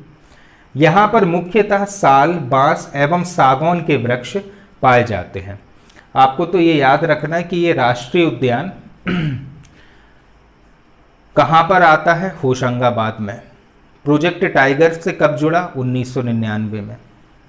सतपुड़ा टाइगर रिजर्व प्रमुख रूप से तवा जलाशय का जल संग्रहण क्षेत्र है। अब याद करो, अपन ने पढ़ा था तवा बांध के बारे में। तवा बांध भी होशंगाबाद जिले के इटारसी तहसील में अवस्थित है। इस तवा बांध का जहां पानी भरा जाता है वो पानी बहकर पहुंच जाता है कहां पर? इस इलाके में जहां पर सतपुड़ा राष्ट्रीय उद्यान अवस्थित है। इसलिए कहा जाता है कि सतपुड़ा टाइगर रिजर्व प्रमुख रूप से तवा जलाशय के जल संग्रहण क्षेत्र में अवस्थित है। यह मध्य भूमि के हाईलैंड इकोसिस्टम का उत्कृष्ट उदाहरण है। मध्य भूमि के हाईलैंड इकोसिस्टम का उत्कृष्ट उदाहरण है। मतलब आप याद करो, पचमढ़ी भी एक जैव विविधता आरक्षित क्षेत्र है, बायोडायवर्सिटी क्षेत्र है। मतलब विभिन्न प्रकार के स्थलीय जीव, पक्षी और विभिन्न प्रकार के पौधे एक ही आवास में साथ साथ निवास करते हैं। इसलिए कहा जाता है मध्य भूमि के हाईलैंड इकोसिस्टम का ये उत्कृष्ट उदाहरण है, जहां पर पादपों की एवं जीवों की एक नहीं अपितु बहुत सारी वैरायटीज पाई जाती हैं। सतपुड़ा टाइगर रिजर्व के अंतर्गत 4926.28 वर्ग किलोमीटर क्षेत्रफल पर वर्ष 1999 में प्रदेश का प्रथम बायोस्फीयर रिजर्व पचमढ़ी घोषित किया गया। तो ये चीज़ भी आपको याद रखना है कि प्रदेश का पहला बायोस्फीयर रिजर्व था पचमढ़ी, जो कब घोषित किया गया? 1999 में। और पन्ना में अपन ने पढ़ा कि वर्ष 2011 में पन्ना को भी बायोडायवर्सिटी क्षेत्र घोषित कर दिया गया है। लेकिन मध्य प्रदेश का पहला जैव विविधता वाला स्थल था पचमढ़ी, जो भाग है किसका? सतपुड़ा राष्ट्रीय उद्यान का। सतपुड़ा राष्ट्रीय उद्यान से प्रवाहित होने वाली तवा और देनवा नदियों के संगम पर ही दो नदियां प्रवाहित हो रही हैं। कौन कौन सी हैं? एक है तवा नदी और एक है देनवा नदी के संगम पर ही मड़ई पर्यटन स्थल स्थित है। कुछ ऐसा पर्यटक की दृष्टि से जो मड़ई क्षेत्र है वो कहां पर स्थापित किया गया है? सतपुड़ा में। इसके अतिरिक्त पचमढ़ी एवं चूरना पर्यटन क्षेत्र भी यहाँ पर स्थित है। ठीक है, तो आप मड़ई के बारे में याद रखना, क्योंकि जब अपन जनजाति पढ़ेंगे तो जनजाति में मड़ई एक उत्सव भी है, लेकिन मड़ई एक पर्यटक क्षेत्र भी है। कहाँ का? सतपुड़ा राष्ट्रीय उद्यान का। यह प्रदेश का एकमात्र राष्ट्रीय उद्यान है जिसमें प्रशासनिक तौर पर बस, जीप, हाथी, डोंगी एवं नाव आदि चलाने की अनुमति है। ठीक है, तो इस राष्ट्रीय उद्यान का भ्रमण करने के उद्देश्य से बस, जीप, हाथी वगैरह का यूज किया जा सकता है और घूमा जा सकता है इस पूरे राष्ट्रीय उद्यान में।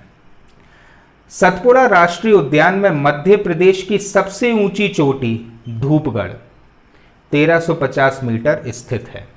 ठीक है, तो जो कहना चाहिए धूपगढ़ चोटी है वो भी किस राष्ट्रीय उद्यान का हिस्सा है? वो हिस्सा है किसका? सतपुड़ा राष्ट्रीय उद्यान का। क्लियर? अब अपन डिस्कस करते हैं संजय गांधी राष्ट्रीय उद्यान या डुबरी अभयारण्य के बारे में। छत्तीसगढ़ जो मध्य प्रदेश से अलग हुआ है, सन 2000 के पहले जब छत्तीसगढ़ मध्य प्रदेश का एक अभिन्न हिस्सा हुआ करता था, उस समय मध्य प्रदेश का सबसे ज्यादा क्षेत्रफल वाला या सबसे बड़ा राष्ट्रीय उद्यान संजय गांधी राष्ट्रीय उद्यान ही था। लेकिन छत्तीसगढ़ के अलग होने के बाद इस राष्ट्रीय उद्यान का एक बड़ा हिस्सा छत्तीसगढ़ के कोरिया जिले में आने लगा है और आधा हमारे सीधी सिंगरौली क्षेत्र में आता है। ठीक है। संजय गांधी राष्ट्रीय उद्यान वर्ष 1983 में मध्य प्रदेश के सीधी व सिंगरौली जिले में स्थापित किया गया था, जो 466.66 वर्ग किलोमीटर क्षेत्र में विस्तृत है। वर्तमान में इसका क्षेत्रफल कितना है? 466.66। ठीक है। लेकिन जिस समय इसकी स्थापना हुई थी उस समय 1900 वर्ग किलोमीटर का जो क्षेत्र था वो इस राष्ट्रीय उद्यान के अंतर्गत आता था और ये मध्य प्रदेश का सबसे बड़ा राष्ट्रीय उद्यान था क्षेत्रफल की दृष्टि से। इस उद्यान को वर्ष 2008 में प्रोजेक्ट टाइगर के अंतर्गत सम्मिलित किया गया था। तो किस वर्ष सम्मिलित हुआ यह प्रोजेक्ट टाइगर में? वर्ष 2008 में। यह अविभाजित मध्य प्रदेश का सबसे बड़ा राष्ट्रीय उद्यान हुआ करता था। ठीक है। मतलब जब मध्य प्रदेश का विभाजन नहीं हुआ था उस समय यह मध्य प्रदेश का सबसे बड़ा राष्ट्रीय उद्यान था। इस राष्ट्रीय उद्यान में सर्वाधिक चीतल, इसके अतिरिक्त तेंदुआ, सांभर, भालू आदि वन्यजीव पाए जाते हैं। ठीक है। अब ये एक ऐसा राष्ट्रीय उद्यान है जिसके अंदर बहुत सारे अभयारण्य हैं।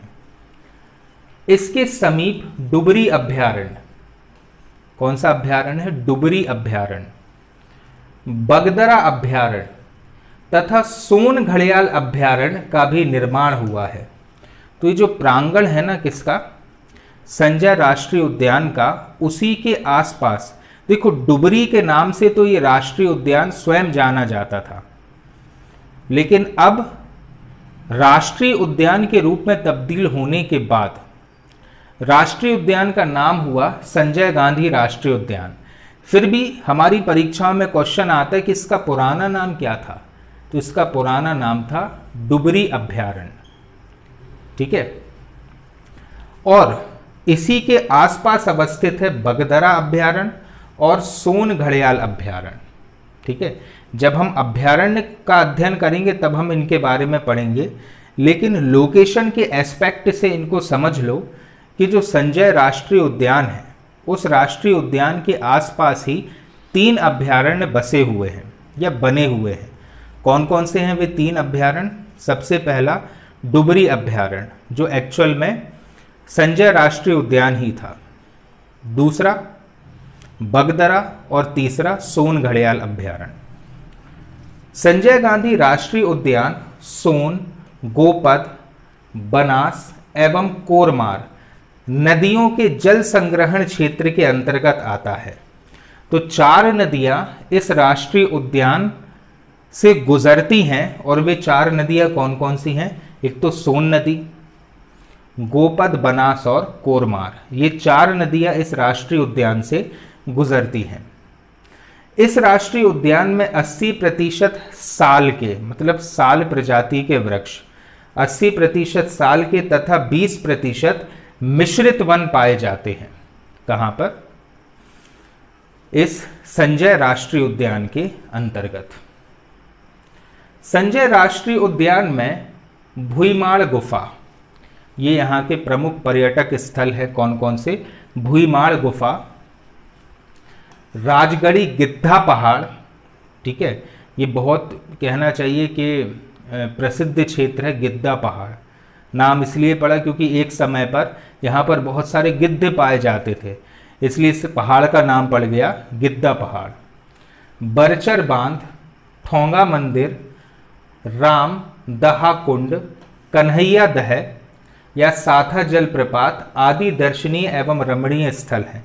ये नाम याद रखना आप, कौन सा? साथा जलप्रपात, इसी को ही कहा जाता है कन्हैया दह।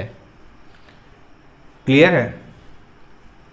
तो ये कौन कौन से स्थल होगा? एक हो गया भुईमाड़ गुफा, राजगढ़ी गिद्धा पहाड़, बरचर बांध, ठोंगा मंदिर, रामदहा कुंड, कन्हैया दहा या साथा जलप्रपात। ये अवस्थित हैं कहाँ पर? संजय राष्ट्रीय उद्यान के प्रमुख पर्यटक स्थल के रूप में। Biodiversity concept and its threat assessment Vindhyan region, ये एक पुस्तक थी। इसमें राष्ट्रीय उद्यान की जैव विविधता का वर्णन किया गया था। ठीक है, तो इस पुस्तक में इस राष्ट्रीय उद्यान के बारे में वर्णन किया जा चुका है।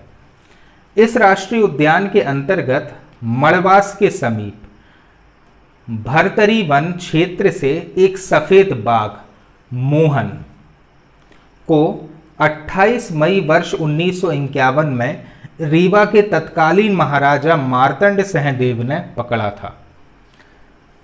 ठीक है, ये था मोहन बाघ जो कि सफेद बाघ था, जिसे रीवा के महाराजा ने इसी राष्ट्रीय उद्यान के क्षेत्र से पकड़ा था। वर्तमान में मध्य प्रदेश में जो सफेद बाघ पाए जाते हैं, ठीक है, वे इस मोहन बाघ की ही संतान माने जाते हैं, जिसे किसने पकड़ा था? रीवा के महाराजा मार्तंड सहदेव ने 28 मई वर्ष 1951 में। क्लियर है? क्या नाम था बाघ का? बाघ का नाम था मोहन। अब अपन बात करते हैं माधव राष्ट्रीय उद्यान की। ठीक है, शिवपुरी जिले का एक प्रमुख पर्यटक क्षेत्र है कौन सा? माधव राष्ट्रीय उद्यान। माधव राष्ट्रीय उद्यान वर्ष 1958 में मध्य प्रदेश के शिवपुरी जिले में स्थापित किया गया था। ठीक है, माधव राष्ट्रीय उद्यान से पहले अपन ने जितने भी राष्ट्रीय उद्यान पढ़े हैं वे प्रोजेक्ट टाइगर से जुड़े हुए थे। अब अपन बाकी के जो राष्ट्रीय उद्यान पढ़ने जा रहे हैं वे सिर्फ राष्ट्रीय उद्यान हैं जो प्रोजेक्ट टाइगर से जुड़े नहीं हैं। वर्ष 1958 में मध्य प्रदेश के शिवपुरी जिले में इस राष्ट्रीय उद्यान की स्थापना की गई थी, जिसका क्षेत्रफल लगभग 375.23 वर्ग किलोमीटर का है। यहां सर्वाधिक बाघ घनत्व या वन घनत्व पाया जाता है। बाघ घनत्व तो सर्वाधिक है बांधवगढ़ में। ठीक है, बाघों की संख्या सर्वाधिक है कान्हा किसली में, जबकि वनों की सघनता के आधार पर वन घनत्व देखा जाए तो वो सबसे ज्यादा पाया जाता है कहां पर? माधव राष्ट्रीय उद्यान शिवपुरी में। तो ये वन घनत्व के कारण फेमस है। स्वतंत्रता से पहले यह राष्ट्रीय उद्यान सिंधिया राजवंश का शिकार स्थल था। तो सिंधिया परिवार के जो राजा महाराजा थे वे इस राष्ट्रीय उद्यान में शिकार खेलने हेतु आया करते थे, इसलिए सिंधिया वंश की शिकार स्थली रहा था। तथा इन्होंने इस राष्ट्रीय उद्यान में मनिहार नदी, राष्ट्रीय उद्यान की एक प्रमुख नदी है कौन सी? मनिहार नदी। मनिहार नदी पर सांख्य सागर, जाधव सागर आदि झीलों का निर्माण कराया गया था। तो कौन कौन सी झीलें बनी थी यहाँ पर? यहाँ पर बनी थी सांख्य सागर, जाधव सागर आदि झीलों का निर्माण इस राष्ट्रीय उद्यान में हुआ था। सांख्य सागर झील मगर सफारी के लिए भी प्रसिद्ध है। ठीक है, तो पर्यटक की दृष्टि से मगर सफारी के लिए प्रसिद्ध है कौन सी? सांख्य सागर झील, जो कौन सी नदी पर विकसित है? मनिहार नदी पर विकसित की गई थी। माधव राष्ट्रीय उद्यान से बरही नदी प्रवाहित होती है। एक तो अपन ने देखा मनिहार नदी भी यहाँ से प्रवाहित हो रही है और एक बरही नदी भी इस राष्ट्रीय उद्यान से प्रवाहित हो रही है। यहाँ उष्ण कटिबंधीय शुष्क पर्णपाती वन एवं मिश्रित वन पाए जाते हैं। उष्ण कटिबंधीय शुष्क पर्णपाती वन और मिश्रित वन इस पूरे राष्ट्रीय उद्यान में पाए जाते हैं। माधव राष्ट्रीय उद्यान से NH3 अर्थात आगरा बम्बई नेशनल हाईवे पास होता है। इसके साथ ही साथ NH25 अर्थात शिवपुरी झांसी हाईवे भी यहाँ से गुजरता है। जैसे अपन ने NH44 पढ़ा था पैंच में, वैसे ही दो नेशनल हाईवे इस राष्ट्रीय उद्यान के बीचों बीच से क्रॉस करते हैं।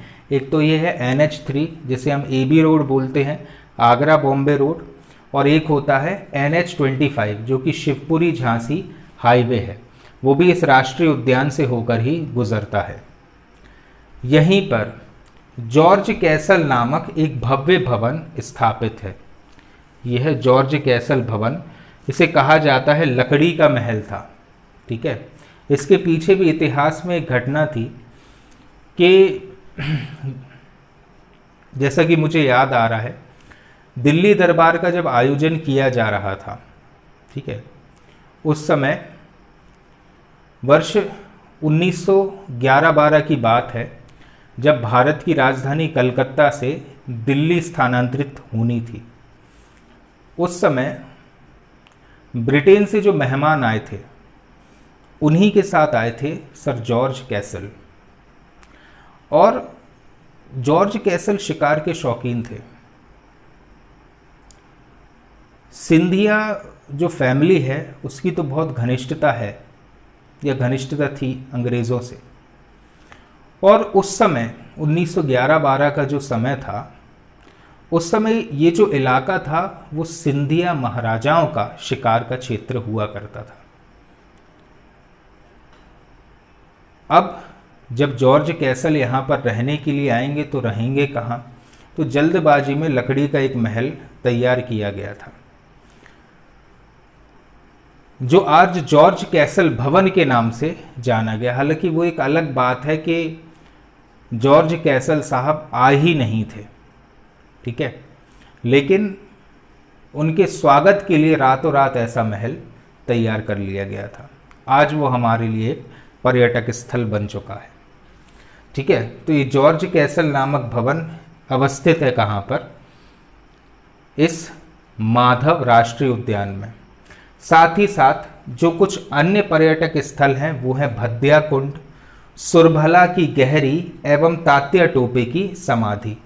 ये स्थल भी अवस्थित है कहाँ पर? माधव राष्ट्रीय उद्यान पर। ठीक है, तात्या टोपे का इंसिडेंस भी हम इतिहास में पढ़ेंगे। इनको फांसी दी गई थी शिवपुरी में। ठीक है, तो तात्या टोपे की जो समाधि है ये भी बनी हुई है कहाँ पर? इस माधव राष्ट्रीय उद्यान के ही अंतर्गत। अब अपन पढ़ते हैं राष्ट्रीय जीवाश्म उद्यान के बारे में। ठीक है, जीवाश्म फॉसिल, ठीक है, यह डिंडोरी जिले के शाहपुरा विकासखंड में स्थित है। कहां पर अवस्थित है ये? डिंडोरी जिले के शाहपुरा विकासखंड में। इसकी स्थापना वर्ष 1983 में की गई थी। तो किस वर्ष हुई है स्थापना? स्थापना हुई है वर्ष 1983 में। और इसका जो क्षेत्रफल है वो 0.27 वर्ग किलोमीटर का है। यानी मध्य प्रदेश का सबसे छोटा राष्ट्रीय उद्यान होगा कौन सा? राष्ट्रीय जीवाश्म उद्यान। कहाँ का? डिंडोरी का। इस राष्ट्रीय उद्यान का विस्तार कान्हा राष्ट्रीय उद्यान और बांधवगढ़ राष्ट्रीय उद्यान के मध्य तक है। मतलब आप ये चीज़ याद रखना, ये मैंने इस लेक्चर के शुरू में भी बताया था कि उमरिया जिले में बांधवगढ़ और सिवनी बालाघाट, ये सिवनी छिंदवाड़ा जो अपन बोल सकते हैं कि मंडला बालाघाट वाला जो इलाका, वहां पर कान्हा किसली, और बीच में आ जाएगा कहीं पर फॉसिल। क्लियर है? यह प्रदेश का प्रथम जीवाश्म उद्यान है और सबसे छोटा राष्ट्रीय उद्यान भी है, जिसका क्षेत्रफल मात्र कितना है? 0.27 वर्ग किलोमीटर का इसका क्षेत्रफल है। फॉसिल्स मतलब कि हम ये बोल सकते हैं कि जैसे अपन ने पूरा भूगर्भ का अध्ययन किया है मध्य प्रदेश का, कुछ ऐसी चट्टानें होती हैं जिनमें अवशेष मिलते हैं उस समय के जीवों के, उसी अवशेष को कहा जाता है फॉसिल्स या जीवाश्म। तो ऐसे ही पुराने जीवों के अवशेष संरक्षित किए गए हैं इस राष्ट्रीय उद्यान में। ठीक है, कहाँ पर? डिंडोरी में। राष्ट्रीय जीवाश्म उद्यान में पौधे, फल, पत्ते, बीज, मछली, नारियल एवं सुपारी के जीवाश्म संरक्षित किए गए हैं, जो लगभग 65 लाख वर्ष पुराने हैं। यानी कितने पुराने हैं ये? कुछ हजार नहीं, 65 लाख वर्ष पुराने जीवाश्म जो मध्य प्रदेश के इलाकों से प्राप्त हुए हैं, उनको संरक्षित किया गया है इस राष्ट्रीय उद्यान में। यह उद्यान नीलगिरी जीवाश्म के लिए भी जाना जाता है, जो अब तक खोजा गया सबसे प्राचीन जीवाश्म है। मतलब पूरे भारत में अब तक खोजा गया जो सबसे प्राचीन जीवाश्म है वो भी संरक्षित किया गया है। कहाँ पर? राष्ट्रीय जीवाश्म उद्यान में। और ये राष्ट्रीय जीवाश्म उद्यान कहाँ पर अवस्थित है? डिंडोरी में। राष्ट्रीय उद्यान जीवाश्म में मुख्यतः पाम जीवाश्म व डायनासोर के अंडे के जीवाश्म भी पाए गए हैं। ठीक है, तो कुछ ऐसा लगता है वो पाम जीवाश्म। ठीक है, तो ऐसे ही अवशेषों को संरक्षित किया गया है। कहाँ पर? डिंडोरी में। इस राष्ट्रीय उद्यान का प्रमुख स्थान घुघवा है। क्या है प्रमुख स्थान इसका? घुघवा, जो 6.84 एकड़ क्षेत्र में विस्तृत है, जहां इसमें हाइफनेट जीवाश्म पाया जाता है। तो सबसे प्राचीन जीवाश्म होते हैं हाइफनेट जीवाश्म। इसे घुघवा नामक क्षेत्र में स्थापित किया गया है। और ये जो घुघवा नामक क्षेत्र है ये राष्ट्रीय जीवाश्म उद्यान का एक प्रमुख इलाका है। घुघवा जो कितने में विस्तृत है? 6.84 एकड़ क्षेत्र में ये विस्तृत है। नेक्स्ट हम चलते हैं भोपाल में वन विहार राष्ट्रीय उद्यान में। ठीक है, आप में से बहुतायत लोगों ने यहाँ पर भ्रमण किया होगा। वर्ष 1979 में भोपाल में स्थापित किया गया वन विहार, जिसका कुल क्षेत्रफल मात्र 4.45 वर्ग किलोमीटर का था। इसे 26 जनवरी वर्ष 1983 को राष्ट्रीय उद्यान घोषित किया गया, वन विहार नाम प्रदान किया गया। ठीक है, तो राष्ट्रीय उद्यान कब घोषित किया गया? इसे 26 जनवरी वर्ष 1983 को, और तब से ही इसका नाम पड़ा क्या? वन विहार। अच्छा, दूसरे राष्ट्रीय उद्यानों जैसा नहीं है ये। यहां पर ये एक आधुनिक जू है, आधुनिक चिड़ियाघर का दर्जा है इसके पास। मतलब हम जैसे दूसरे राष्ट्रीय उद्यान होते हैं वहां पर जंगली जानवरों को पिंजरे में नहीं रखा जाता, लेकिन चूंकि वन विहार के पास दर्जा है एक आधुनिक चिड़ियाघर का, इसलिए यहां पर जो जंगली जीव है उन्हें पिंजरे में रखा गया है, लेकिन उसके बाद भी ये राष्ट्रीय उद्यान के रूप में स्थापित है। वन विहार राष्ट्रीय उद्यान में मध्य प्रदेश का एकमात्र सर्प उद्यान भी अवस्थित है। ये भी देखा होगा आपने, एक मछली घर भी है और एक सर्प उद्यान भी। विभिन्न प्रकार के सांप यहां पर शो किए गए हैं।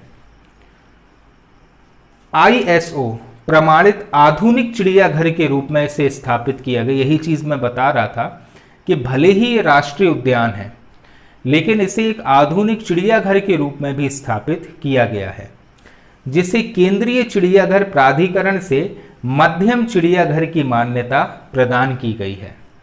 तो भले ही ये राष्ट्रीय उद्यान है, लेकिन ये चिड़ियाघर के रूप में स्थापित किया गया है। नेक्स्ट हम बात करते हैं कूनो राष्ट्रीय उद्यान के बारे में। ठीक है, अब हम चलते हैं श्योपुर। इसकी स्थापना पालपुर कूनो अभ्यारण्य के रूप में वर्ष 1981 में श्योपुर जिले में की गई थी। तो जब ये स्थापित हुआ है तो इसके पास दर्जा था काय का? अभ्यारण्य का। किस वर्ष? वर्ष 1981 में। क्या नाम था इसका? पालपुर कूनो अभ्यारण्य। यहां से कूनो नदी प्रवाहित होती है, इसीलिए इस इलाके का नाम पड़ा है कूनो अभ्यारण्य। दिसंबर 2018 में इस अभ्यारण्य को राष्ट्रीय उद्यान का दर्जा प्रदान किया गया। तो अगर हम ओवरऑल देखें तो मध्य प्रदेश में राष्ट्रीय उद्यान का दर्जा प्राप्त करने वाला जो नवीनतम अभ्यारण्य है वो कौन सा है? कूनो अभ्यारण्य। लेकिन 2018 के बाद से क्या कहलाने लगा ये? कूनो राष्ट्रीय उद्यान। कूनो नाम क्यों पड़ा? क्योंकि यहां से कूनो नदी प्रवाहित होती है।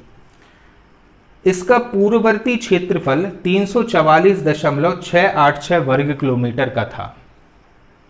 लेकिन जब इसे उद्यान का दर्जा दिया गया उस समय 404 वर्ग किलोमीटर का अतिरिक्त क्षेत्र इसमें जोड़ दिया गया।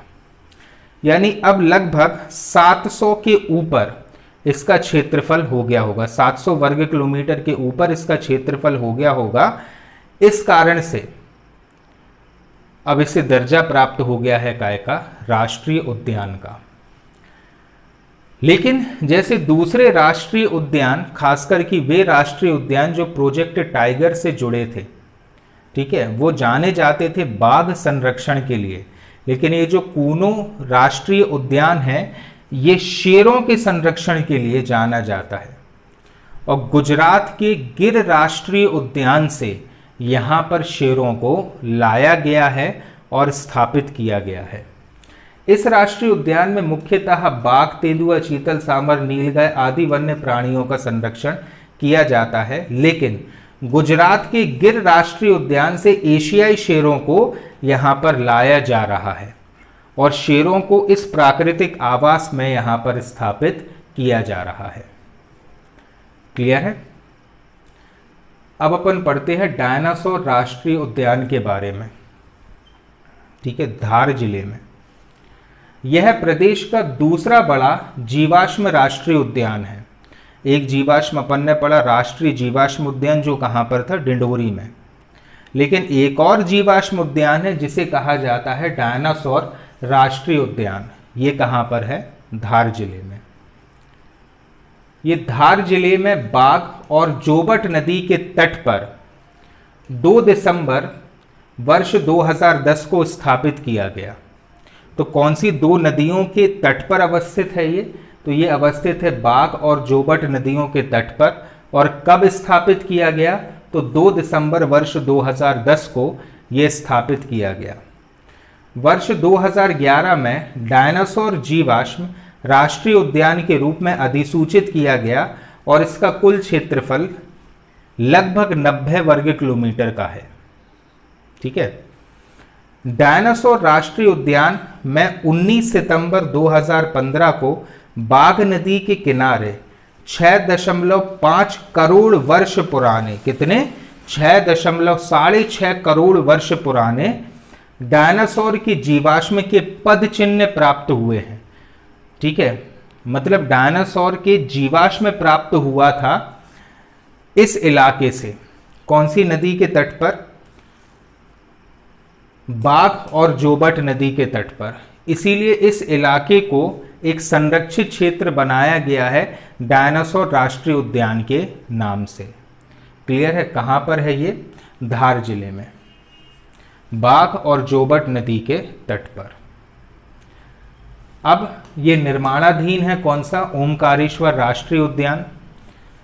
निमाड़ क्षेत्र में स्थापित होने वाला प्रथम राष्ट्रीय उद्यान है, क्योंकि निमाड़ अपन किस इलाके को कहते हैं? खंडवा खरगोन वाला जो क्षेत्र है वो निमाड़ कहलाता है। क्लियर है? और इस निमाड़ क्षेत्र में स्थापित होने वाला पहला राष्ट्रीय उद्यान है कौन सा? ओमकारेश्वर। और ये 2004 में घोषित हो चुका है और अभी तक निर्माणाधीन ही है, मतलब निर्मित हो रहा है, जिसका क्षेत्रफल है 651 वर्ग किलोमीटर का, मतलब काफी विशाल क्षेत्रफल है। और नर्मदा के तट पर स्थापित होने वाला पहला राष्ट्रीय उद्यान कहना चाहिए कि यही ओमकारेश्वर राष्ट्रीय उद्यान होगा। क्लियर है? तो ये थे मध्य प्रदेश के कुछ प्रमुख राष्ट्रीय उद्यान, जिसका अध्ययन आपको बहुत ईमानदारी से करना होगा। नोट्स मैंने आपको प्रोवाइड कर दिए हैं, अपने स्वयं के नोट्स बनाएं और जब चाहें ये लेक्चर देख लें। क्लियर है? Thank you. कोई भी डाउट हो तो आप लोग पूछ लेना।